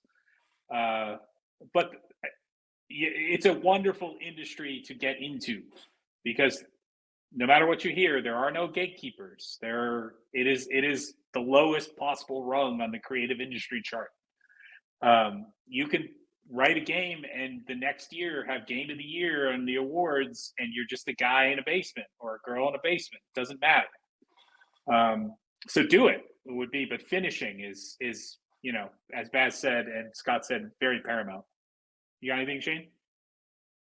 No, I mean that's what it always comes down to, is you've got to be able to do the work and keep doing the work even when the work's not fun anymore. Yeah. So that when you get to the other side of the not fun part, then there's more fun, and then you can keep doing the work when it's fun again. It doesn't matter how good a writer is if they don't write it down. Yeah. You've got to put it. You've got to get it on the. You've got to create the document. You've got to finish. And I mean, you have to be able to kind of identify the externalities that make the work suck for you, and be able to do it despite them.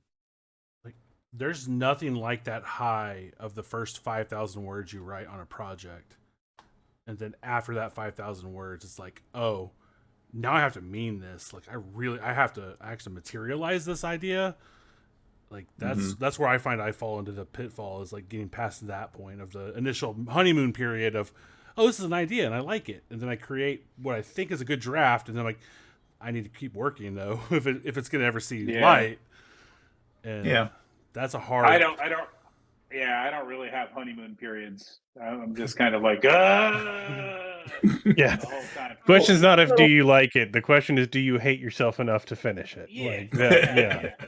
Yeah. This is the old whore that Hunter S. Thompson was talking about when he said, writing is like fucking. It's only fun when you don't have to pay the rent with it. Yeah. The grace Old whores don't do a lot of giggling between the sheets, and Dennis is paying the rent. the It's grace like, da, da, da. the greatest work. advice for writing I ever got was from Greg Stoltze. We were at GenCon, and he put his hand on my shoulder and said, "Sometimes writing's like that turd you can't get out. You just got to keep pushing." And then he walked away. He walked away with this cane awesome. to his next game, and I was like, "God damn, that man is a genius." Mm-hmm. Did I tell you guys the video game artist story about writing and art? This is my favorite story about writing and art. I had a friend in video games at Harebrained Schemes, really good artist, and he was like, "Writing looks really hard, man. How do you do that?" Da da da da. And I was like, "Are you kidding me, man? Writing's like the easiest thing in the fucking world compared to art." And he was like, "What do you mean?" And I'm like, "Imagine you're in a Seattle coffee house. It's raining outside and water's running down the window, and the stoplights are changing and are bleeding with the colors of the water in the window. And there's a tabby cat asleep on the counter across from you, and Gordon Lightfoot is playing on the radio, and there's no one else in the room, and you're waiting for the barista to come back." I said, "I'm done. Now paint that." And and he was like, "Fuck." So the truth is, there's always a shittier task, and painting is one of those tasks. It is harder and worse, and writing is, by comparison, less stringent, I will say. All right. Yeah. Agrilla asks, the Handler's Guide suggests more opportunities where the players can meet either the director or other high-ranking members of both Delta Greens. Do you have any suggestions for portraying those big figures? Yeah, just do it. Fucking do it. I mean, if you want to have a scene with Forrest James, then have Forrest James show up at the worst possible time, at the time when your players are going to hate that, and let him be an asshole to everybody because he's been around the block and he knows what a shitty operation looks like, and he knows what it's like to have an operation go shitty, and he still doesn't have any patience for it. I wrote up a fiction bit where Forrest James shows up to retire an agent. And he's the nicest, most straightforward person she's ever met. She knows he's the director, but has never met him before. She knows she's fatally dosed with something. She's going to become this horrible monster. Her entire team has done that one by one on every new moon. She's next. And James is like, "Okay, we're going to get you your insurance. You're going to die on the road." Like, he's basically like, "You have a kid and you want her looked out for, and I understand that. So you're going to die. You're not going to know it's coming. It's going to be a mundane accident." And the rest of the story is just her driving, waiting for the car to hit her or the bullet to hit her or something. But what I would say is be surprising with the characters. Yeah, I have to admit that I lean towards the Mr. Kurtz thing, where you hear about these characters at a distance and they are fucking titanic figures. They are titans who bestride the world and have fought the and then you meet them, and you meet them and they're just these fucked up assholes. That's kind of what I would, and despite your first and despite you're actually encountering them, perhaps encountering them with people who told you what gigantic titanic characters they are, the people who are telling you that they're these titans are still telling you they're titans, despite the evidence of your eyes, right? Wasn't he amazing? No, he wasn't amazing. He was crazy. Wasn't he like he was super high just then? Wasn't he super high? Yeah, exactly. That doesn't make me feel better. Yeah, his pupils are blown. What the fuck was that about? No, I would say, the other thing I'd say is LSD. Don't be precious, man. Like, they're not precious characters. They're expendable. Yeah, kill that fucker. bring the director out and have him fucking sniped in front of one of the agents, and then see what happens. Like, have fun. They're there to be played with. They're pieces. They're for you to one play of with. the things that we always sort of ran into in the original Delta Green back in the 90s was this idea that everything we presented in those books was immutable, that you should be fighting against the Karatechia, the Majestic, you should be fighting against the Saucer Watch, and it should be involved in the story forever, that they're immutable like elements of White Wolf's Karatechia, Camarilla world. The idea, no, you should blow them up. Kill them. They should get run over. They should be destroyed as an example, a warning to the incautious. The world should be in flux. The world should be in change. And if you want to build a campaign around like every adventure is one of those canonical characters gets fucked out of all recognition and destroyed, and then your agents have to be the ones to deal with that, that could be a killer campaign. Yep. Yeah, that sounds great. Especially if in the process of that, your agents, the ones who live, start becoming the new canonical characters of your campaign that everybody else is worried about, and then they get to get fucked with in the new blood has to see it happen. Guys, are we the baddies? Yeah. Oh yeah. Always have been. Yeah. All right. Next Existential asks, Delta Green does an excellent job of being timely in its material. Is there any integration of global climate change in future material to reflect the potential horrors of the global climate shifting and new landscapes being revealed, or other related awfulness? Scott was just saying he's working on Greenland. I was going to say, and by the way, make sure you include the fact that Greenland's not all snow anymore. Also, someone in the chat just said, quotes, potential horrors, as if it's not actually looming on the fucking in front of us. Yeah. The Century campaign, as I refer to it with Sathagwa, is absolutely connected to climate change, and so is the Greenland scenario. So that there's definitely some work afoot there where you start to wonder if maybe the cultists aren't the good guys in this scenario. Yeah, I mean the timeliness of Delta Green, and to the extent that we do that well, is almost an accident. It's not really something that we set out to do, as much as we just read a lot of shit, and then once we start writing it, then usually what happens is we start writing about something that's current, and then by the time we're done writing about it, it's not current anymore, and then we have to rewrite it.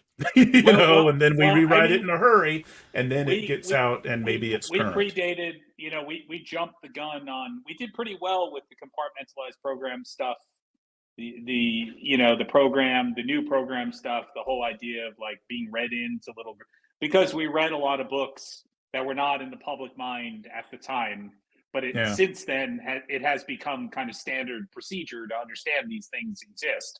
The UAP stuff, we go from the real and obscure, and it becomes mainstream, and then people go, oh, hey, Delta Green did that a couple of years before. We didn't do it a couple of years before. Someone did it a decade before us in a bunch of books that we really liked, and then we wrote it, and it kind of just becomes relevant, and then it fades to irrelevancy, and we release a new edition. So see Scott's adventure about ISIS. Yeah. I'm just saying. Well, I mean, Majestic is the ultimate, right? Like, we the only reason our Majestic resonates now is because we got fucking weird with it. Like, that's it. That's, otherwise it's rote. Like, but when we released it, it was still kind of pretty hot and weird and cool. But now it's like, oh, Majestic and Baswell. We still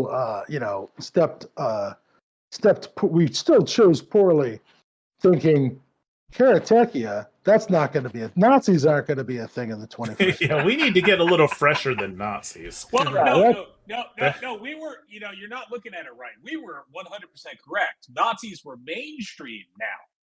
It's not some weird little unnatural group that's trying to control things from the fringes. They're in the fucking Congress. Yeah. And, so we were just a little slow on that. We should have just said, "Oh, it's just going full blown. Everybody's going to be a fucking Nazi in North America. Go." Yeah. That was, I think that was our big mistake, is getting rid of the Karatechia instead of just making them a political action committee. Right? No shit. Look, if you Josh Hall, the committee to re-elect Josh Hawley. Look, if you need inspiration for future Delta Green scenarios, just follow Dennis on Twitter, and everything this motherfucker says comes to pass. I'm a longtime follower on Facebook, and I'm like, God damn, Dennis is on point. He's tapping into some fucking universe brain shit. Like, I don't know what the fuck, but he's right every time. Yeah, I mean, the bottom line is look at current events, get as pessimistic as your brain can tolerate, and you'll probably be on the right path. What was the line that Dennis threw out all the time? Look, man, optimistic Jews went to Auschwitz. Pessimistic Jews went to America. Oh, in the 1930s. So be pessimistic. I mean, pessimism is a great survival tool, and certainly when it comes to this material, if you can find something bad and go, can make this worse, then you're well on your way to a Delta Green scenario. No, blind optimism is what got us here. So think about that. And that's honestly how I think about everything. And when I think about only get better. Yeah, no, when I think, that's the default thinking. Everywhere will be like the West in 60 years, and we'll fly everywhere, and we'll all have iPads, and it's going to be awesome. Flying That's cars. the central premise. That's the premise of the world right now, and it is utterly wrong. But it's really easy to see. So if you want to predict all this shit, just assume the worst all the time forever, and you will always come out at least close to right. Yeah. Like I got yelled at because I predicted Trump would try and seize power and become a president just by declaring himself president. And someone actually had the gall to say, "You were wrong." I'm like, am I? Like, he certainly tried. Isn't that exactly what fucking happened? Yeah. Look, I ran a Delta Green game for RPPR, and it involved people wearing PPE. Someone chimed in, "Oh, that's a fucking joke. No one would react negatively to people wearing protective masks and shit." I was like, motherfucker, last week someone in Lawton, Oklahoma shot a McDonald's employee for telling them they had to wear a mask. Are you fucking kidding me? I can't wait to write the scenario where the Delta Green agents come to town and some constitutional sheriff decides they're from the deep state and starts fucking over the investigation while the Migo are eating everybody's brains. And, can't see that. All we can see is these, "I'm defending the Constitution from the deep state." And, Caleb, you have to write the QAnon one. We have to do a QAnon scenario. You have to write it. Oh no! There is a point. There is a point in God's Teeth where one of the characters you talk to, just by dint of you talking to him, gets queued up. Just the fact that you go talk to him in your big suits and stuff like that. That's enough for him to go completely bug fucking sane for the rest of his life. I had a lot of fun leaning into that when I was playtesting that recently, and making it as soon as you start talking to that character, he's gonna start connecting the dots. Wow. Awesome. You find out ghouls are real, and he's like, the Hillary Clinton must really eat the babies. Oh my God. No, dude, that's not. It's all true now. Sasquatch is the Pope. That's fantastic. Sasquatch is the Pope. I would actually consider becoming a Catholic again. Especially if it was the Bionic Man robot Sasquatch Pope. That I could get behind. Holy shit. Talk about iconic youth stuff. That was that's burned in my brain, the robot Sasquatch. That was actually Andre the Giant in the first one, and then they had to swap him out with another big guy. Yeah, I love that shit. Ergwin, let's say a 10-minute warning, right? Yeah, let's get going. By the way, Ergwin, that should all be on Role Playing Public Radio. RPPR has all of those actual plays that I ran, and I think one of them ended up on yours, Caleb, right? Yeah, I haven't published it yet because I'm behind on backlog, but For I sure. do want to get it up there. Yeah. Yeah, those are definitely available on RPPR though. That one would be called Spearfinger, if you're curious. The PPE one. Yeah, that would be the one that took place, and yeah, Yeah. If you're looking for that one, that is definitely on RPPR, and you can read the comment section. I still read it every once in a while just for a good laugh. Also, you know who masks up Delta Green agents? Fuck you get yeah, to they cover do. your face and no one asks questions. This is the best thing that's ever That's happened. to so them. great. Yeah. Like they also wear gloves everywhere. They're very careful. We can Like, we can start wearing masks on operations now. Holy shit! Sorry, Ross. Why didn't we have a worldwide plague years ago? yeah. Yeah. Sorry, Ross. Links are banned in chat from anyone other than the mod, so let me go ahead and post that for you guys. Okay. And we have Anyway, next question. we have 2 questions left. Let's burn through these real fast. So Fungi Bonbon, I do got y'all it. have any recommendations for running a game on a large or small number of players? How many players is too many to deal with in a Delta Green game? It's really handle hard. more It's than hard to 6. say. Yeah, that's a very personal question, Bob. Yeah, and that's only for a How con. dare you? That's Yeah. only for a con game. What can you Like handle? if I'm doing a 4-hour con game, I can have 6 people. Half of them are red shirts. That's fine. Mhm. But I'm much more comfortable with like a group of 4.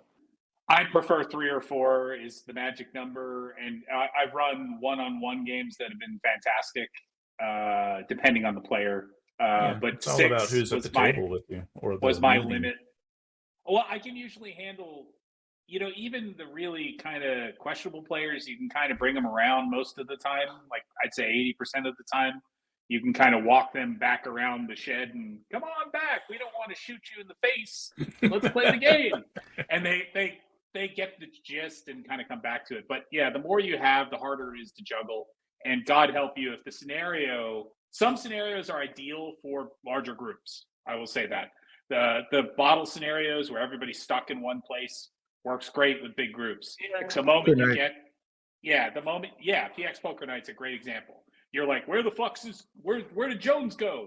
That's everybody's, you're constantly keeping your eye on everybody. But if you're running something weird and big and sprawling with lots of clues, lots of locations, and you're not great at juggling as a handler, you're going to get fucked. You're going to drop the ball. You're going to forget who's doing what. You're not going to be able to keep up with it. So less is better in those cases. I ran Artifact Zero for 8 people at a local gaming store that my friend owned, with the explicit rule that, hey, if your card gets pulled, go play Dominion, go play whatever else. You're off this table. You're fucking out, and like I don't want you contributing to helping the players because you're gone. And very was cool with it, and it was one of the greatest Delta Green sessions I ever ran. Yeah, awesome. Yeah, good. Very fun. Very last question, and I held this one for a while, and this is from Mr. Hellspawn. Who would win in a battle royale between the 4 of you? Oh God. Like a physical battle royale? Hey, Glancy's probably the best armed. Probably. He's going to have more weapons. I don't know about Dennis is fucking sneaky. Let's be honest. I'm on your side. Dennis is a crafty motherfucker. Everybody check your cups, by the way. There's some interesting stuff in there.